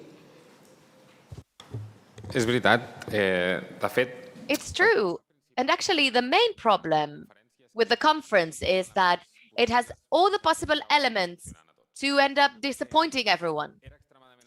It was extremely ambitious in its beginning, the way it was thought up, because it looked as though everything could be changed, because we could talk about just about anything. The problem is these expectations were slowly diluted, as Karina said, also because of practical issues. And here I'm very sorry, start contradicting Dimitri, because this is Emmanuel Macron's fault. The French elections next year will be the most European elections in history, because all citizens in the European Union will help Macron win this election. We will be finishing the conference in spring next year, just so he's able to campaign. And because the results are predetermined already, clearly the treaties cannot be changed, that there are many countries that are against it, will end up saying, and I agree with Karina, we'll end up saying that the process was successful and that this is a process worth replicating at further point in time, such as we have, because Karina, as she rightly said, this has been done before. The problem is that perhaps the process is not enough. If this process, especially at the participatory level, just this morning I was looking at the numbers, and Dimitri also mentioned the numbers. Right now, the amount of people who participated on the multilingual platform is not even 1% of the European population. At this rate, by January next year, when the results of the multilingual platform will go to the room, we won't have reached 50% of the population. So this process, democratically, is not as legitimate as it should be to later defend this exercise as good enough and as good, worth risk-taking enough, as Karina was saying. So this is a temporary problem. This conference, the idea for this conference is good. It was worth reflecting on issues that affect us all without a crisis in the midst of it that forced us to take quick decisions. And therefore, it's a temporary issue. And therefore, the conference is also, is already dead from the start in a bit, because it should have been long enough in time so all necessary issues could be discussed, all the issues that we have on the table. So 2 years at least were needed. The year that we've been given to do this conference, while still worthwhile, so the conference has its wings clipped from the beginning. So let me just have a second round of questions with all three panelists. Thank you very much, Hector, also for saying that that some of the, let's say, the conclusions are sort of forewritten already, because we expect certain answers. So I'm going to come back to all of you about the results. But let me just tell all our online participants and those of you in the room, just put your thinking caps on now and get your questions ready so I can come back to you for that. Let's talk about the results. Dimitri, let me come to you. So it is, we could have done this, I would say, in a simpler form, which would have been to organize a European-wide opinion poll. I'm just saying, right? Did we need to sort of raise expectations in the middle of this pandemic, where we knew that we were curtailed in terms of engagement, to engage in this massive exercise, which, as Corina has said, is really an exercise in compromise between the different institutions, and then we had this bureaucracy being set up. I've just been shown a page about how this all sets up. There's a plenary there, then there's the executive board, there's a secretariat, there are co-chairs. And if you're just ordinary folk, a European, you're like, why should I get engaged in this? It doesn't mean anything to me. So you said, it's a leap of faith. We're going to be explaining all of this. And personally, I think it's an exercise worth taking as well. It's an adventure. It's part of the European project, the exercise in democracy, but couldn't it have been made into a simpler exercise? Just consult citizens, have an opinion poll, and make sure that everyone participates. Did we need to engage in this multi-bureaucratic exercise? Well, I mean, we do opinion polls all the time. The Eurobarometers, and there are other instruments. Although to take the pulse of what people are saying, are interested in. It's obviously not necessary to engage in a conference. What I think what is going to be an important conclusion of this conference, if we're talking already about conclusions, I don't want to enter too much into that territory, but it's that this is a method that probably needs to be perfected. And as I said before, it would have been great to arrive with the whole package already ready and no need to air all these differences that Corina has also mentioned, in the process. That's not conducive to good communication. I fully recognize that when we see the complexity of the representation of the conference, it looks complex. In practice, I wouldn't say it's bureaucratic because the common secretariat that we have is only a few people, and it's basically based on the collaboration of the institution. So, and again, I think we should not be focusing. We should stop focusing so much on process and start focusing on what is it that the citizens are telling us, what is it that they're discussing. And for this, in early September, we are going to produce our first interim report on the platform contributions, and that is timed specifically for input into the discussions in the panels, which are going to start also in September. So as I said before, this is all linked. At the moment, it's true that we don't have, it's only started 2 months ago, so we don't have a critical mass probably of contributions. I hope to get to a point in September that we already have a sufficient number of contributions for this to be relevant. And as I fully take on the point of Hector about legitimacy, building the legitimacy of it, there is an element of figures in there. At the moment, as I said, there's 1 million people who are being aware of the platform. The people who have actually done the leap and so to speak, and contributed is much less. And I think, when we start getting to a point where we have roughly around 100,000, I don't want to focus on figures, but it's just as an illustrative point. When we start having 100,000 Europeans who have actively contributed, who have submitted an idea, and it takes time to build an idea in your head, and most people are not actually most people will be reluctant to do that, and they need to be helped, and that's why civil society plays an important role in this to help people to get to this. But when we reach this, for me it's a bit of a imaginary figure, 100,000, there is nobody who's going to say that this is not legitimate input. And and from there, we need to take this into the second step of the process, which are the panels. And that's, again, the great novelty of this. This is also why we need probably for me, this method is there to stay, regardless of what the future of the conference is. This whole idea of picking citizens randomly, and we've been into the discussion about diversity and representativeness of this, so I won't go back there. But picking citizens at random and asking them to deliberate on specific issues, and that's a whole, the whole point right now is to make these panels that are going to happen in September successful. You need to boil down the issues to something that is manageable. You cannot just say, oh, please discuss health, and come up with conclusions. So that process, and that's also going to be very interesting to see how that process happens, because there's going to be interaction with experts and political, Irache was mentioning that earlier on, the need of engagement. There will be a cross-fertilization of ideas there between the whole idea that then representatives from these panels are going to go to the plenary and discuss the draft conclusions.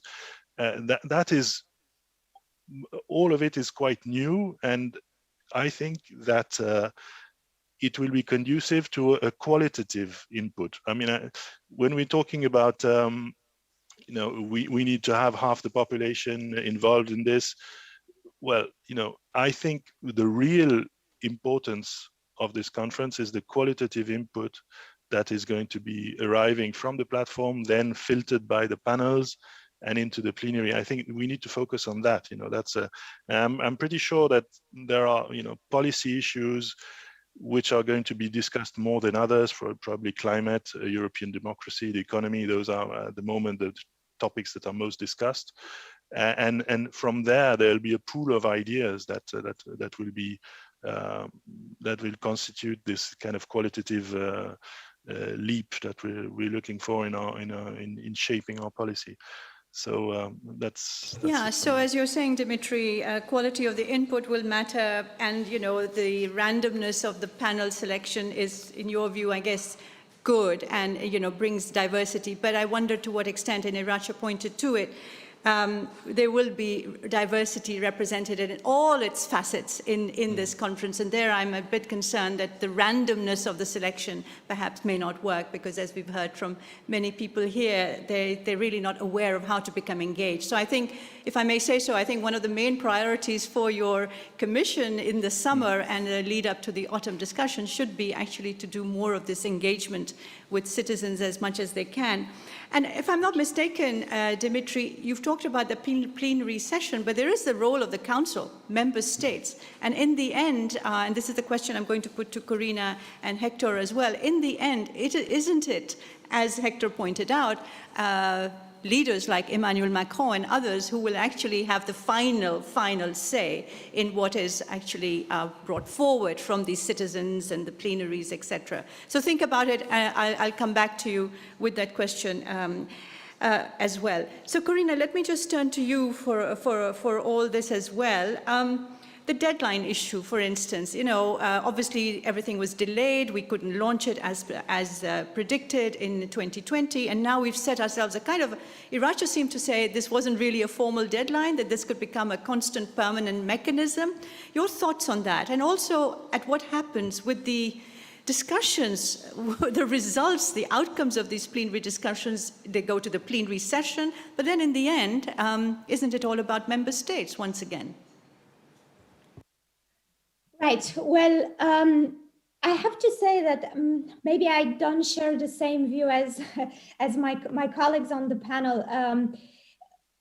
When I hear statements like the presence won't be enough or stop focusing on the process, I feel like I disagree with that, because I think, of course, it will be important and necessary to a certain extent to have something meaningful, some proposals for reform that come out of this, or some initiatives or some actions or some commitments that in a way put the EU and European citizens in a better and safer position, more prepared for the future. That, of course, is important. And we can spend some time discussing about those kind of results. But I still feel that the end won't justify the means. And this is why I think the process is important. And I mean this in two ways. First, because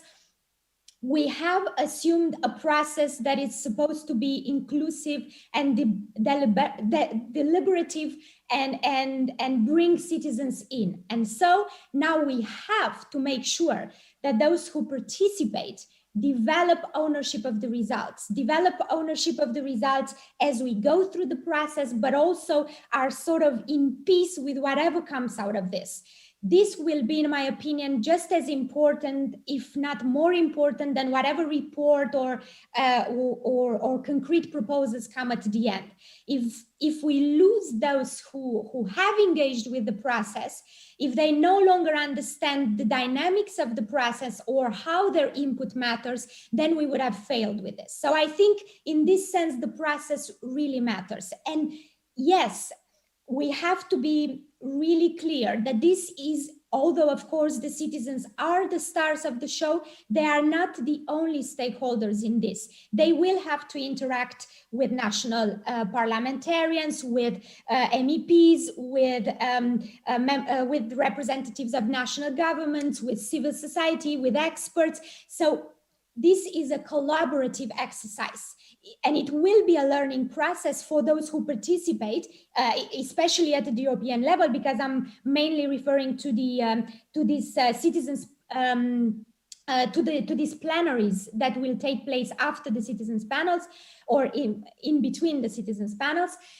And so it will be a learning exercise for the citizens. And so they have to feel that their participation counts along the way and for the end result, even if the end result won't directly reflect individual positions that these citizens might come forward with during the conference.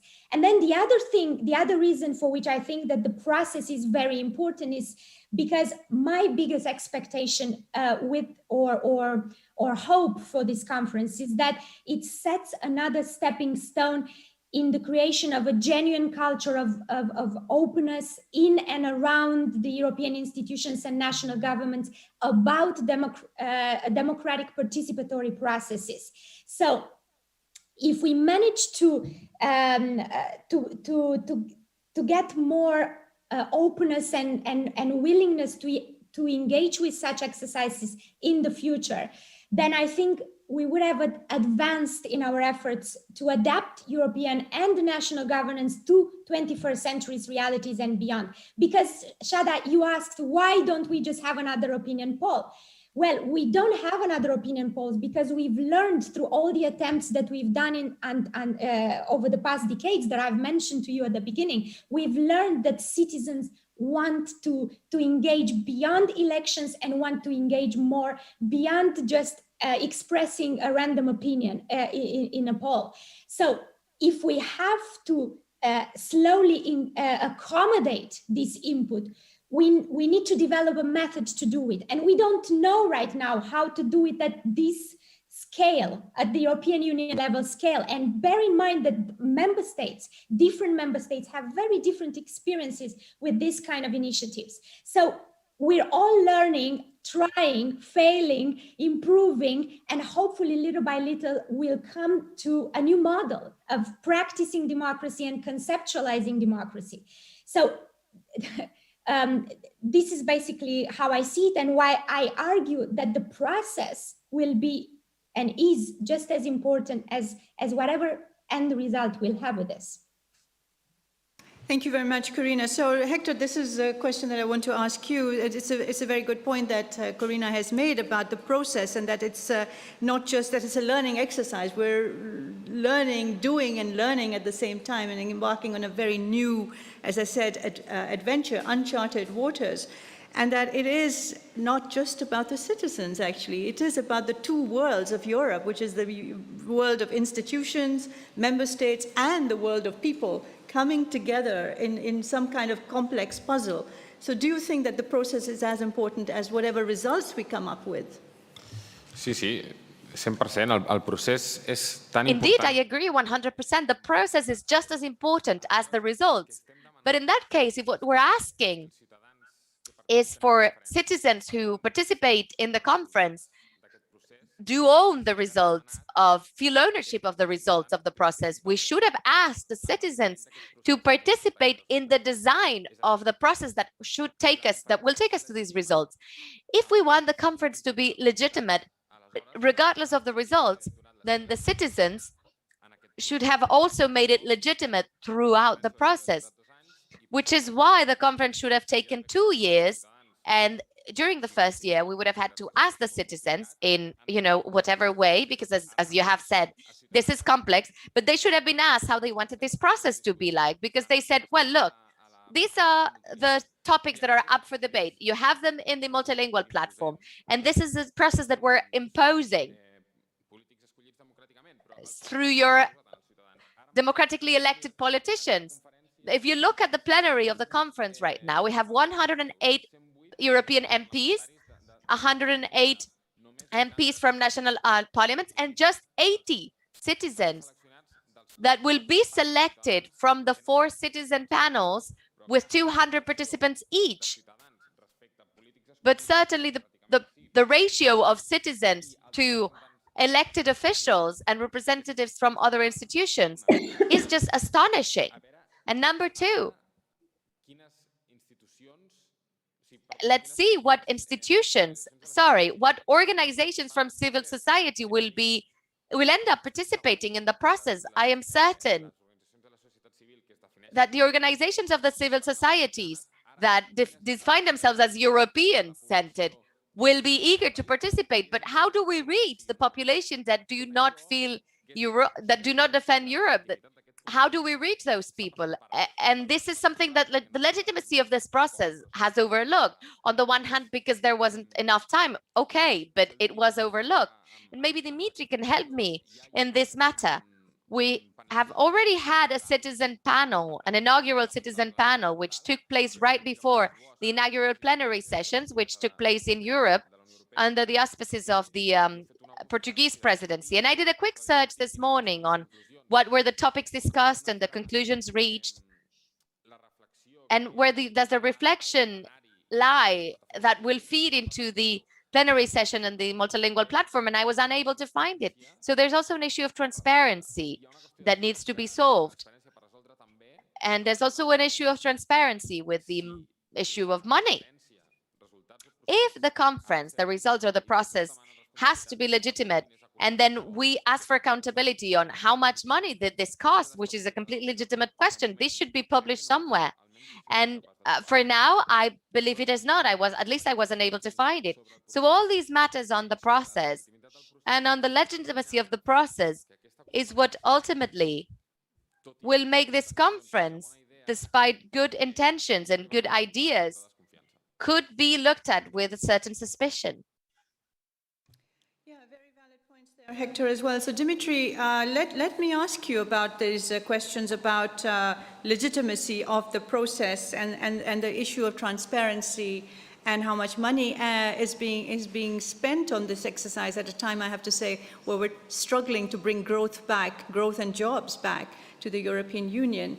And this question that if we have had a first citizens panel, which I frankly didn't know about either, Hector told me about it this morning, why are we not being informed in a more coherent and consistent fashion? And will there be a calendar of citizens panels, and would someone like me just be able to sort of at least observe or be a listener to what's happening?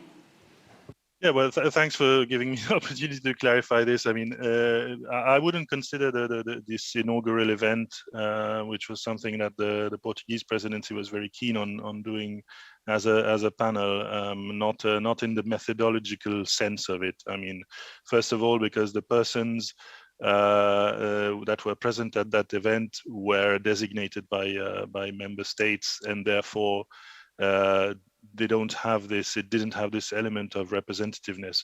I will honestly.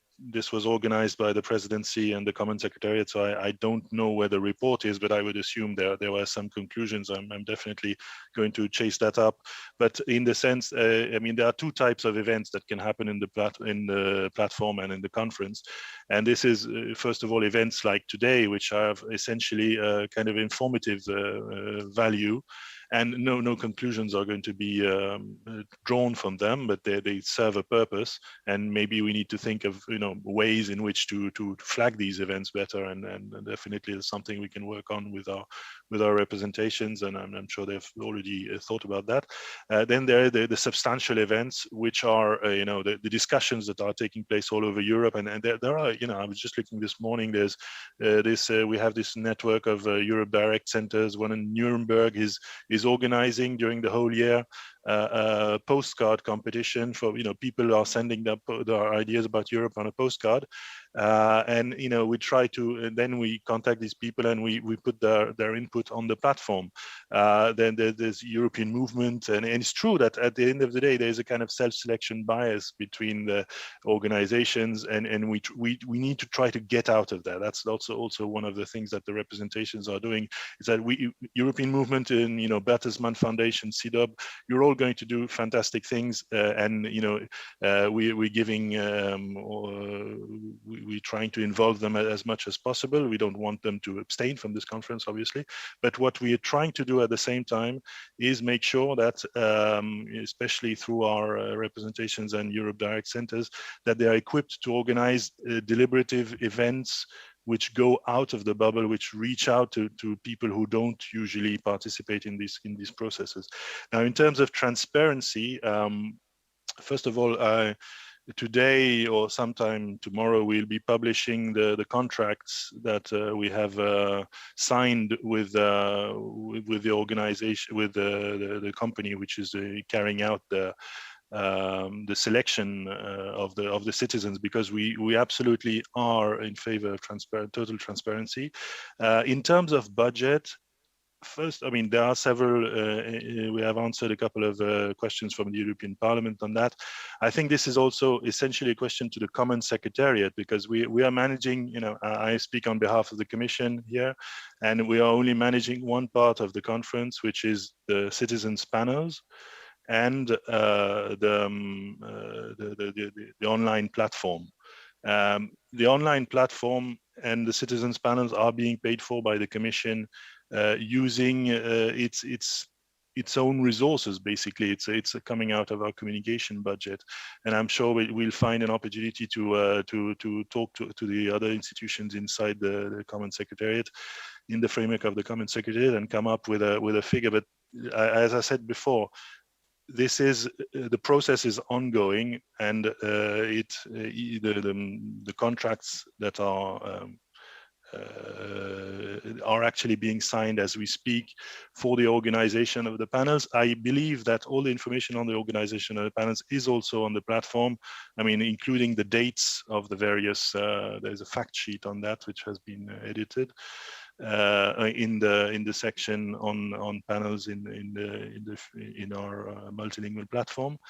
And so, you know, we totally want this to be transparent in terms of, you know, how it's being organized, because we definitely don't want the debate to focus on these issues. And, you know, obviously, you know, selection of citizens, how it's done, this is important for the legitimacy, and we're totally aware of this. So that's what I wanted to say. Thank you very much, Dimitri. So you really do have a complex and complicated task ahead of you. So take a good summer break, I would say, before you get back into the chair and start directing this orchestra. Directing this orchestra. Corina and Hector, to both of you, actually, I mean, we've talked a lot about the process, right? But with Iracha, we also talked about the themes, the topics, the substance, the content, and what should be the themes of this conference. And as Hector said, citizens weren't really asked about the themes of the content yet, right? So they will determine. But the conversation this morning with Iracha was very much about values. And if I were to turn to you, Corina, first, and you know, you've also made a very important point in one of your papers, which is this is about the future of Europe, and the Western Balkans, you said, are very much part of Europe as well. But so are our Central and Eastern European member states, and where some of our values, violations are taking place on a daily basis, not to talk about the recent furor over LGBTIQ rights in Hungary, but also erosion of rule of law in many countries. But I have to say in Western Europe also, the rise of populist parties and violations of rights of refugees and ethnic minorities across that. So don't you think, both of you, Hector and Corina, that values should be very much part of a discussion, because this is the consolidation or the fragilization of Europe as we move forward into this very complex 21st century, which is all about, you know, authoritarianism versus democracies, versus populism versus democracy. So let me give you the screen first, Corina, and then to Hector. Yes, of course, values are very important, and in fact, they are theoretically one of the topics on which the conference will focus. There will even be a working group now, we've learned recently. In fact, as a result of the inaugural plenary event, we've learned about the creation of 9 working groups, and one of those will deal with values and rights, rule of law and security. So this is certainly on the agenda. But at the end of the day, of course, it will be up to, first of all, the citizens and then the other conference stakeholders to decide where the focus will lie and how far they will take the discussions. Okay, so it won't matter what I think, it matters what the participants in the conference, especially the citizens, will want to bring forward, and hopefully this issue will receive the deserved attention, let's say. But if you allow me, I will also want to touch on a couple of things that have been brought up in the previous round of exchanges. Look, there won't just be 80 citizens participating, because we have to remember that it's not only about these European citizens panels and the 200 of people that participate in them. It's also about the national level and about the national level events, which will be taking place at the same time. And the plenary, for example, doesn't only foresee 80 citizens from the European citizens panels. It also foresees a space for 27 representatives from the events that take place at the national level. And there is also a space for the president of the European Youth Forum. So the total number, we should be clear, is 108 people who will be part of this plenary. Now, of course, 80, 108, not a big difference, but we have 108 people more involved in in discussions about very, very important issues, not just for Europe, but on a global scale. This is progress, okay? In the past, we used to have closed-door discussions about many of these decisions. Now, we're having a forum in which, at least for now, 808 citizens will participate. And of course, I should also mention that the decisions in the plenary will be on the basis of consensus. So it's not like the officials will be able to do whatever they want with the results. And of course, the results and the recommendations and the proposals that will be put forward will have to consider also the input received on the digital platform and on the in the events at the national level. So what does this mean in the end?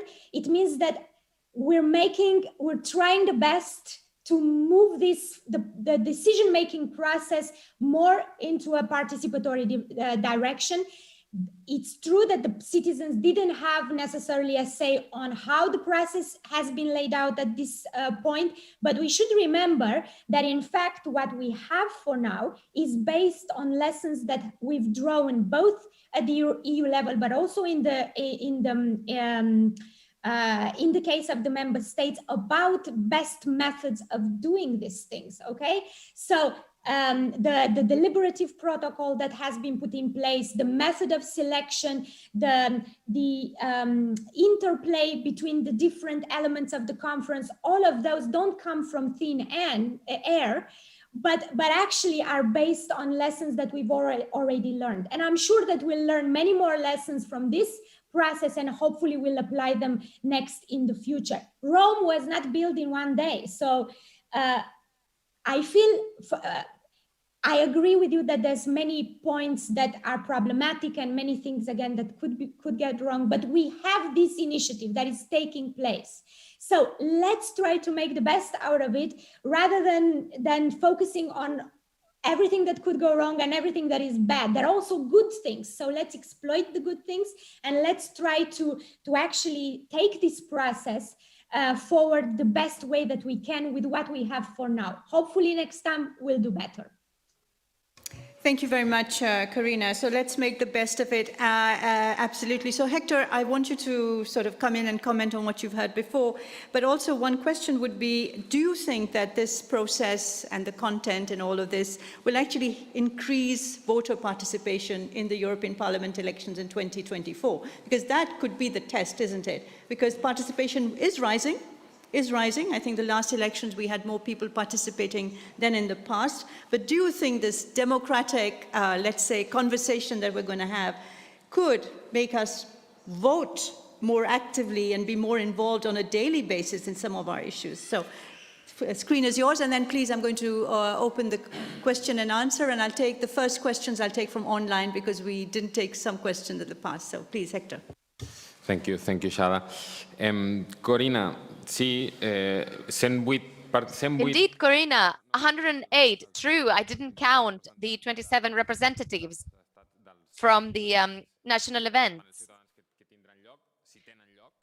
If these panels take place, because not every state has the same level of commitment to it, and obviously 108 citizens is much better than no citizens at all. But this only reinforces my fear that we're already considering the process of the conference as successful beyond the results. And I agree that there are good things about it. Clearly, we need to make the best of it. But as you were saying, in order to learn the best possible lessons for the future, we need to point out the flaws, the negative aspects, which is what I was trying to do. You know, playing devil's advocate a little bit. True, I admit.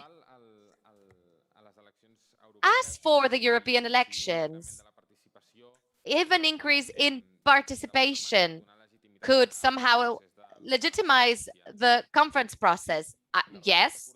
The short answer is yes. The long answer would be one of the reasons.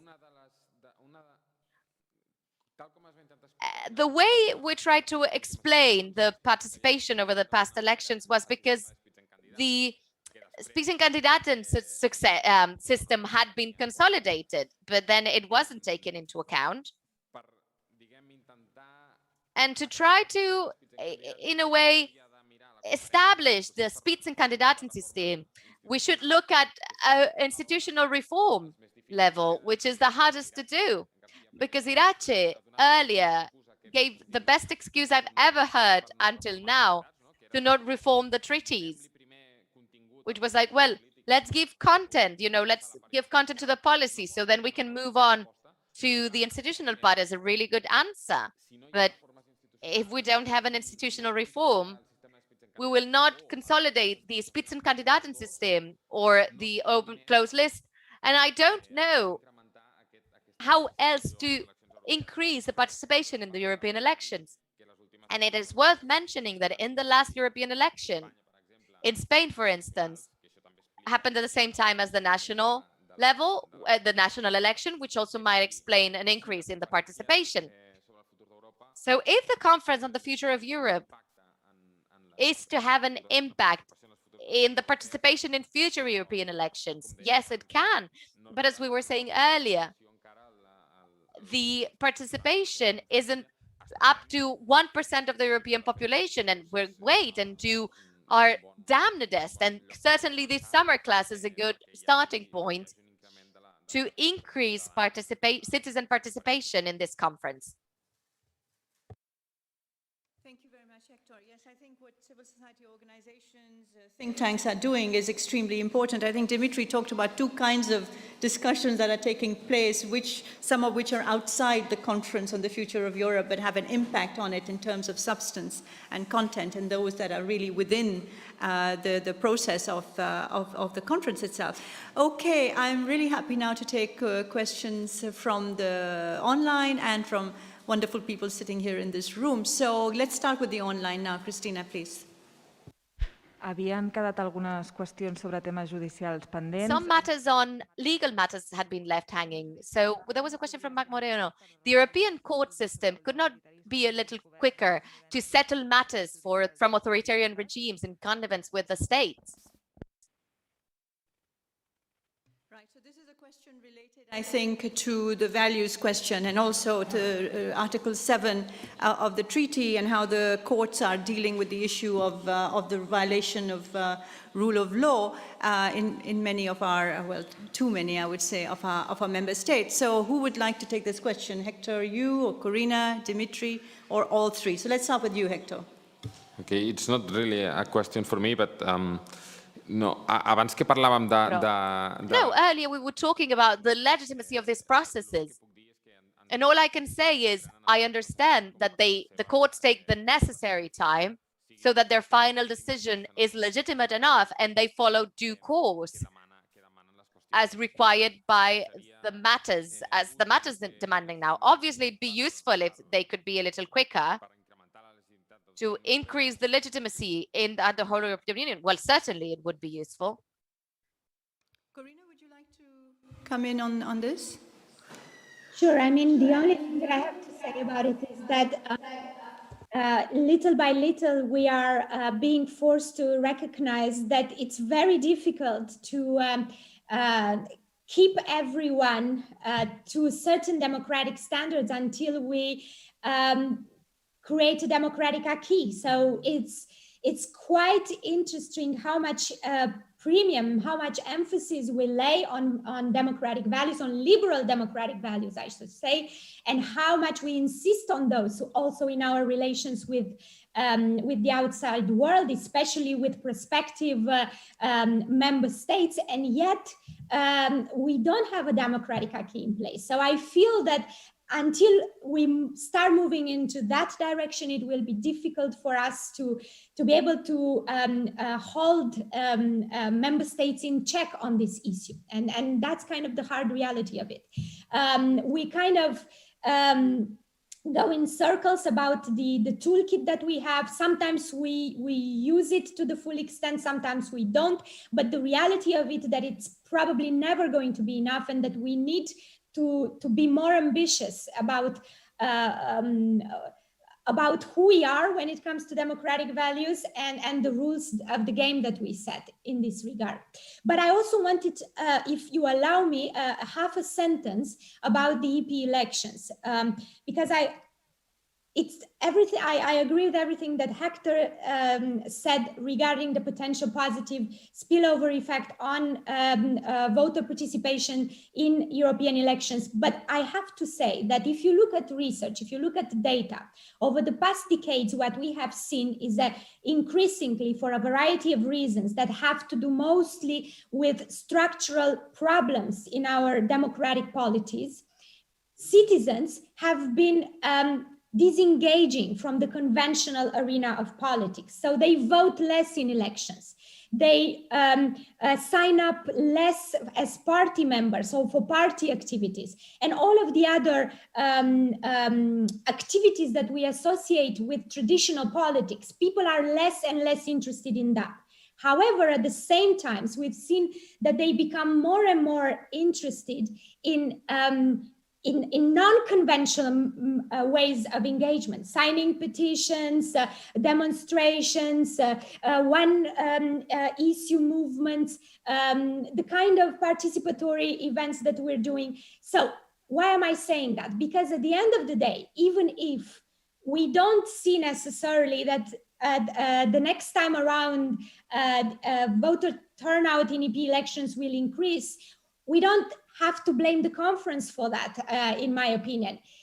If the real added value of the conference is if politicians and citizens gain more confidence in this non-traditional means of engagement, that will be a real positive effect to look for.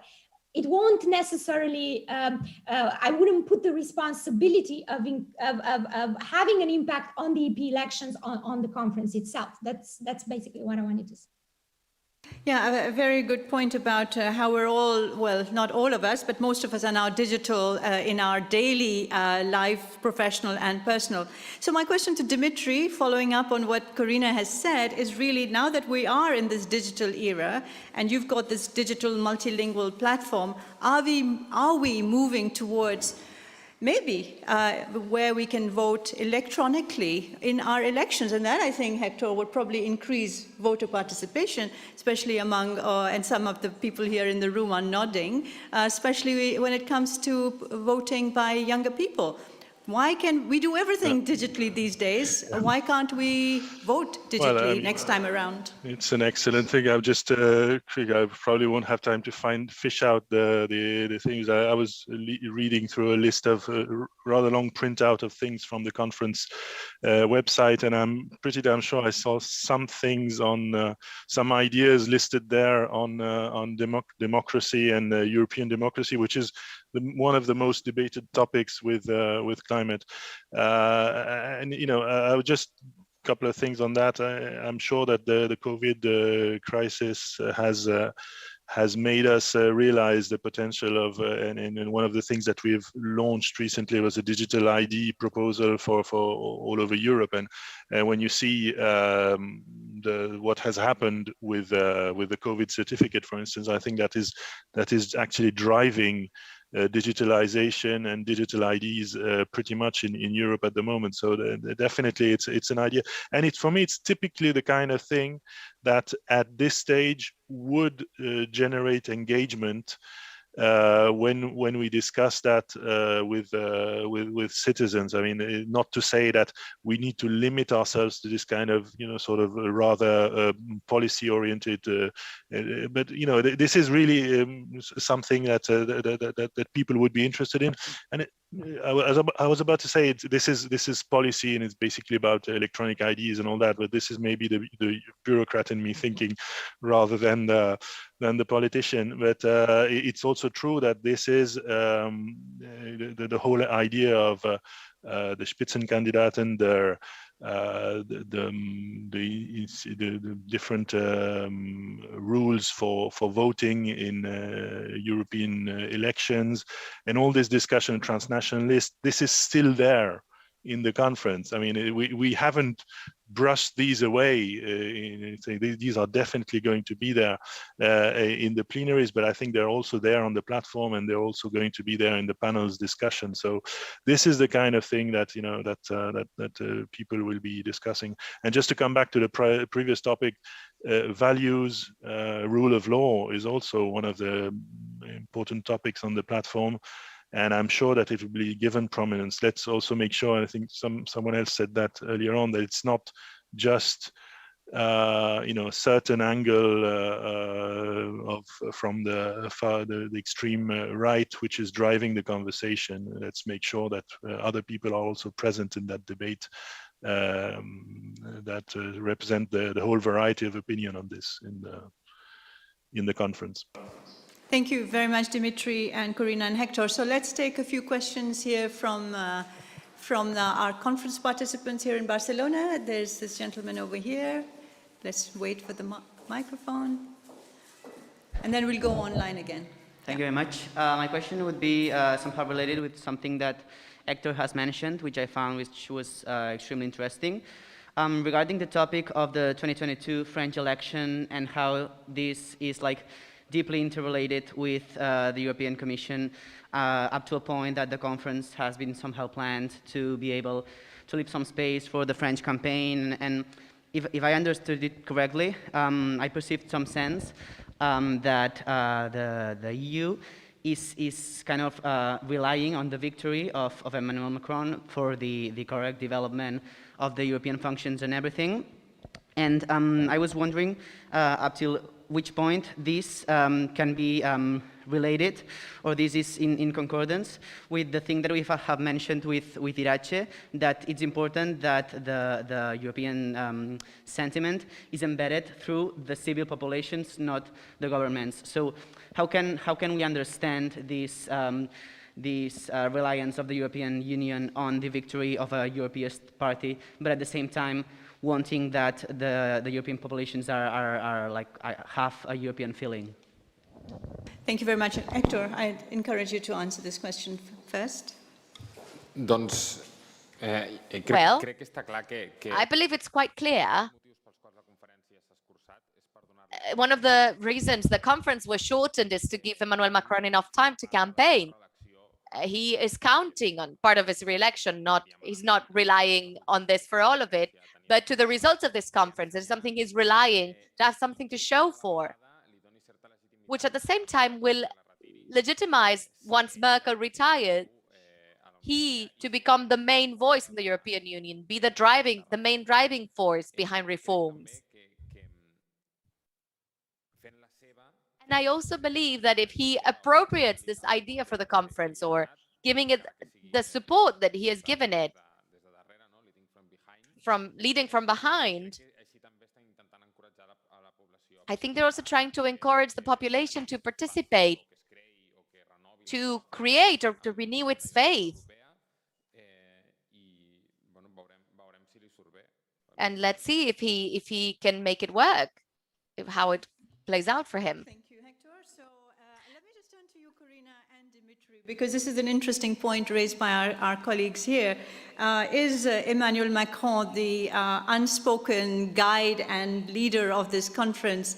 Definitely came up with the idea. I think he was one of the first people to come up with the ideas and has led the citizens' assemblies back home in France.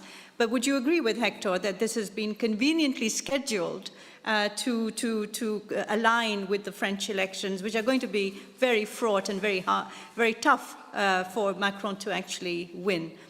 So let's go to you, Corina, and then to Dimitri.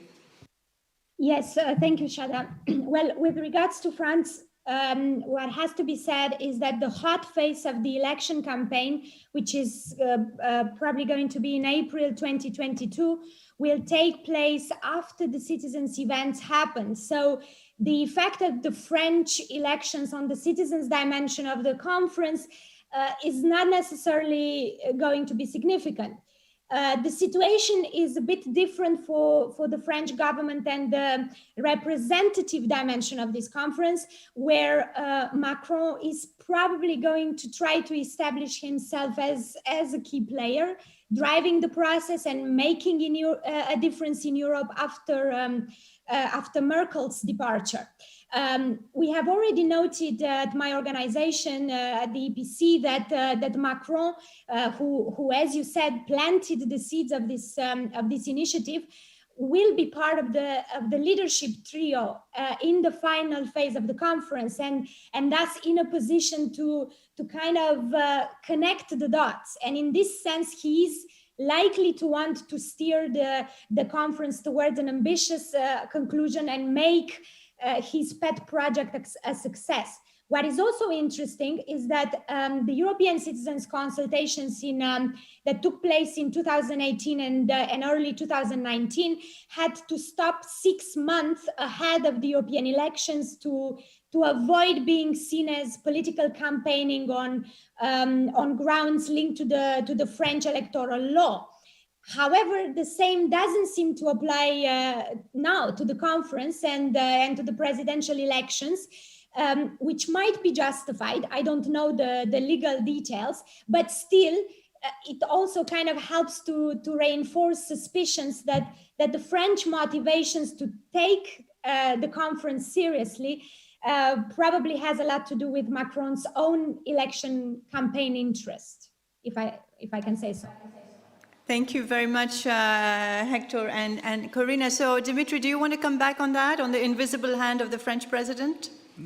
Well, look, I will speak only on behalf of the Commission, just to remind that it was actually formally proposed by President von der Leyen in her inaugural speech. I mean, the origins of the idea are obviously elsewhere, but I think this was taken up, and we had to fight for it. I mean, it wasn't a given from the beginning that this would happen, but we had to put a lot of political weight, and the president had to do that to make this happen, especially in view of the reticence from certain quarters from certain member states. And I think in the end, what we have is it's not, as we have said several times, it's not a perfect result, but at least it's as usual, there is an element of compromise in all European construction. But I think let's think of it positively and think that things have really shaped up, and now we have the final product of these long protracted negotiations. And one last thing I wanted to say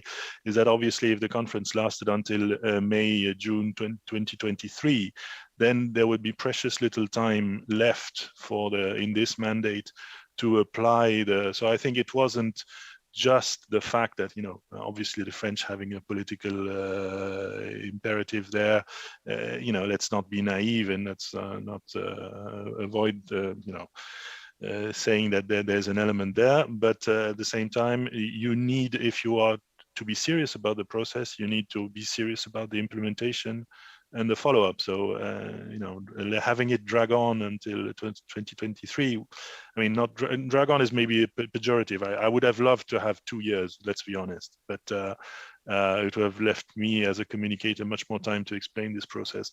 But that's the political reality that is there, that's sort of imposed on us by several factors, not just French presidency. Right, and of course you're right that the Commission tenure, also the stint, also is a factor that, if you're looking at implementation, is a factor to take into account. Let's go online for a question. Gemma Garcia pregunta, aquesta iniciativa de la COFOE... Gemma Garcia is asking, this initiative looks a lot like others that have been done in the past. Don't you think this could be cause tiredness and in the people that intervene, that it will ultimately do nothing? Right, we have a question on conference fatigue or democracy fatigue or whatever you want to call it, or expectation fatigue. But let's also take a question here from a gentleman in the conference room here. So, and then I'll turn to the panelists.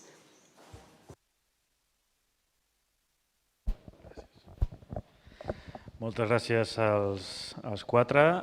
Sergi Barrera. Thank you to the four of you. I'm Sergi Barrera from the European Parliament in Barcelona.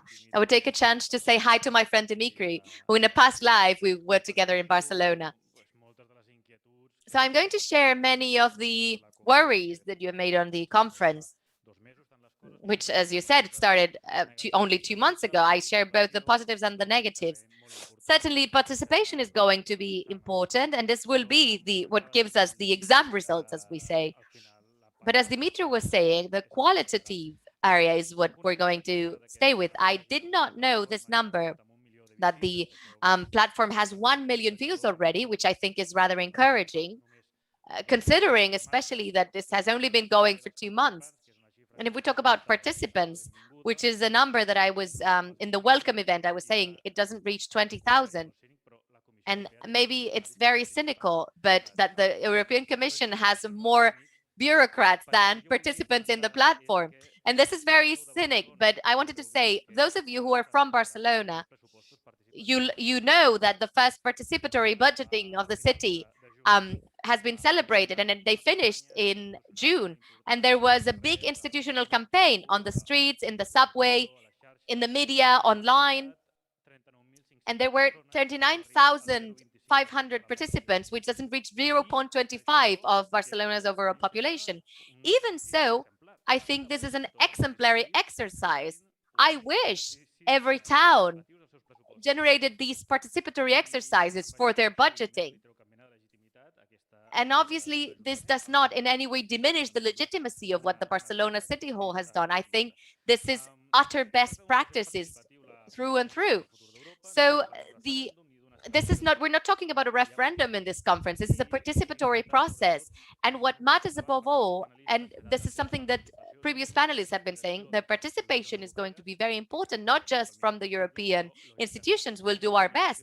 But if there is not an implication on the member states, on the regions, and on local organizations, obviously participation might not be excellent.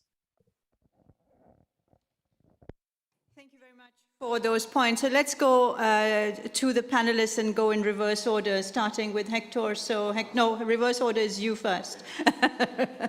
No rest for the wicked. So the question for you is also the exhaustion. So are we all tired of this constant talk about renewing democracy? And of course, the points made here by the gentleman here, please. A la Gemma que está online. Gemma, who is online, from her question online, I would say that's one of the big issues on how to handle expectations from the citizenship. And this has to be done through 2 ways. This can be achieved, through 2 ways. One, we either ensure we do the results of the conference, that they're implemented, we make a commitment to enforce the results, which is something we can't promise, or we make the process legitimate enough to guarantee that citizen participants will not resent it for that. And when you call citizens, European citizens, to participate again, their participation will still be active and ongoing. Sergi, you're right. The fact that participation is low does not diminish from the validity of the exercise. What frightens me a little bit, though, and it's very easy to criticize in hindsight, through, let's say, Euroscepticals, might be very easy to criticize if participation is low, and just to try to diminish from the legitimacy of the process.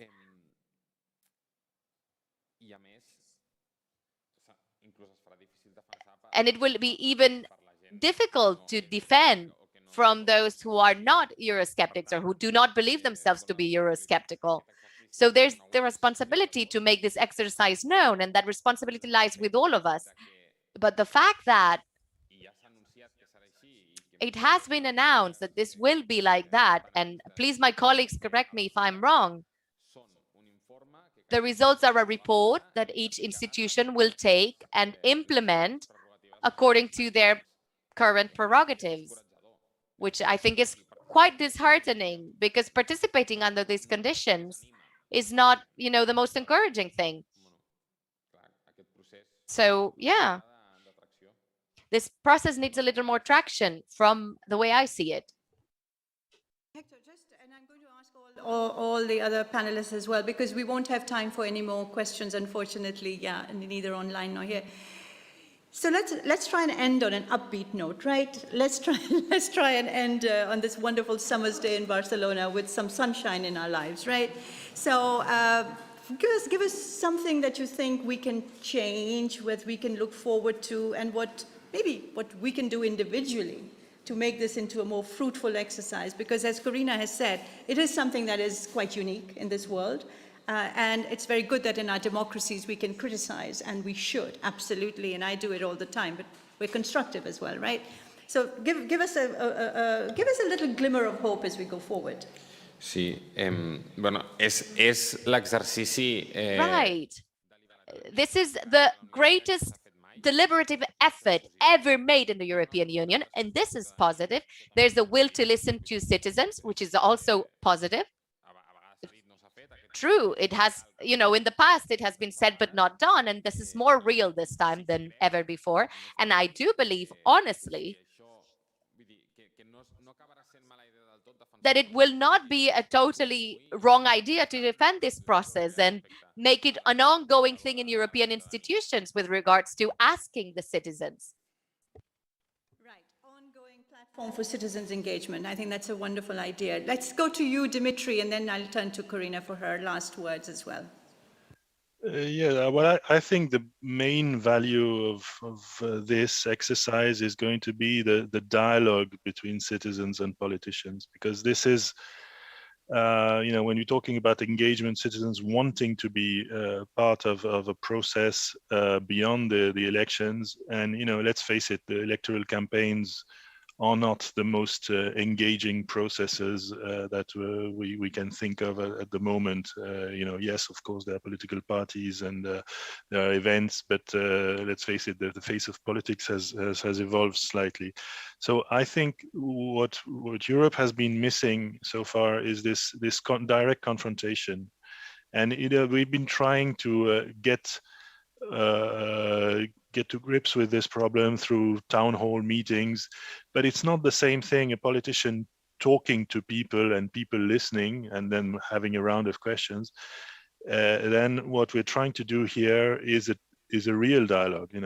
Whatever comes out of the panels then has to be confronted by the politicians, and that's where the real interesting interaction is going to be. And that's the first time we're doing this. So I see definitely, as I said before, it's important also to focus on, what are the topics of the conference and to try and get these creative ideas. You mentioned one before, EIDs for voting, and but there are many other things that I would like to see, I'm pretty sure that there's going to be lots of proposals in terms of rule of law, of lobbying, anti-corruption measures, things that really matter to people. So that's the substance, but the method, for me, the real gain, early gain of this is for me is going to be this direct interaction between citizens and politicians, which also means that it's very difficult for them to sit on any kind of recommendation which is going to come out of the panels and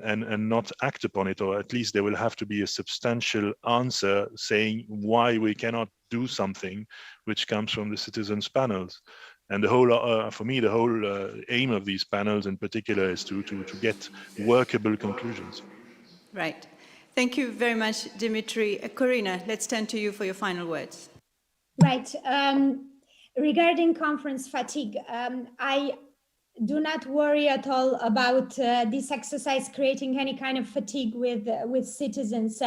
We haven't gotten tired of voting simply because it happens regularly every 4 or 5 years, or whatever the rules are in each case. We've gotten sick of we've gotten a bit tired of voting simply because it stopped being satisfying. It stopped proving the fact that the act of voting has an impact on decisions.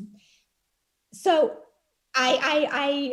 it's not the act in itself, but rather the effect that it has, that it's turning us off from voting. And look, one of the biggest findings of the European citizens' consultations that we've had in the previous years is that citizens want to be engaged. Citizens want more of this kind of exercises where they're learning about the EU, they're understanding a little bit more how things happen and why they happen a certain way. They're becoming more aware, but they're also having an opportunity to express themselves. And it's basically following this initiative is following up on this demand, this very clear demand that has come out of the previous exercises that we've carried out with citizen participation. And I should say that the big difference this time with the conference, for example, the biggest difference with the European citizens consultations that we've had in 2018 is that this time we have major buy-in from all EU institutions. So while the earlier citizens consultations were largely a member state exercise, or we relied a lot on the member states' effort, so it was something initiated by Macron, now it is being driven by the European Commission President, and the European Parliament's engagement is also marks a big step forward. And of course, it also raises the stakes.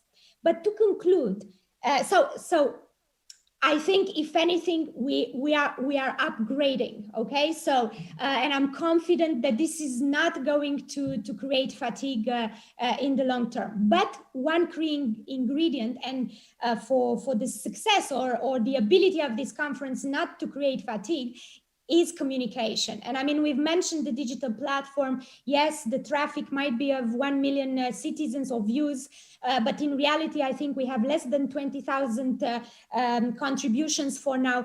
And I really think that this should not just be put on the shoulders of the Commission or the EU institutions. Actors in the member states really have to step up their efforts to communicate more about this conference in their domestic arenas, and media, because we didn't mention much media. Media, I think at all levels should speak more about it as well, not because of the content or the policies or the outcomes of the process only, but also because of the nature of the process. So the guts of this process are newsworthy, and I think should be treated like that. It's not just about the policies, it's also about the process, and media should recognize that and make more of an effort in this regard. Thank you. Thank you very much. Thank you very much to all three of the panelists, and also to the online participants and all of you wonderful people here in the room. So in a sense, what we're trying to say is, if I may plagiarize from leaders on the other side of the pond, don't ask what Europe can do for you, but ask what you can do for Europe. And I think that's actually something that perhaps we can plagiarize and tell Joe Biden, we're friends and partners, we can do this kind of thing now. As a moderator, I've been, I would say, slightly careful about not bringing my own points of view into this discussion. I write a lot about it, I talk a lot about it, so I'm not going to bore you with my ideas at this time. But I would say 2 or 3 points. One is that in these challenging times, I think we're very right to engage in a process of renewing European democracy within, because we cannot walk tall on the global stage unless we can practice at home what we're preaching to others abroad. And you know who I mean. I don't need to name them now. And we can't do that now with our heads held high, because there are some of our member states that are in flagrant violation of some very fundamental values and are engaged in a kind of discrimination which we should all be calling out more forcefully perhaps than we do at the moment. So very important to re-energize our democracy. So as I said, values are very, very important. And I think all of us are right to say that the process is dodgy at the moment, but is still very, very important, because the process is also of us all getting engaged. All of you sitting here and online on this wonderful day talking about the Conference on the Future of Europe shows our engagement and our commitment to this process. And I think also, unfortunately for all of us, results will matter. And there I look at the Parliament, but also you, Dimitri, at the Commission and member states as well, because all these expectations will have to be met in some way or the other. You can't just say, oh, this is just one more exercise. No, we need to be able to say that at least some of the ideas that are coming out in these citizens' panels and these deliberations are actually reflected as we go forward into this wonderful century.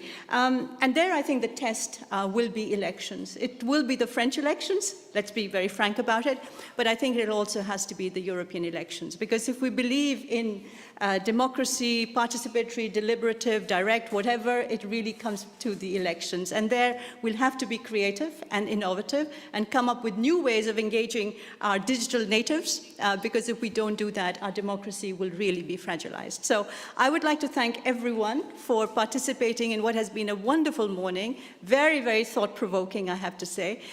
We go into our summer break with lots of ideas about coming back and being very, very active in this adventure. Thank you, CEDAW. Thank you, EPC. Thank you, the Parliament, European Commission, everyone who has helped to organize that, and above all, to all of you for your participation. So stay safe, stay healthy, and come back invigorated and re-energized for a very, very hot and warm autumn. Thank you. Bye-bye. Thank you so much. Bye. Thank you. Bye-bye.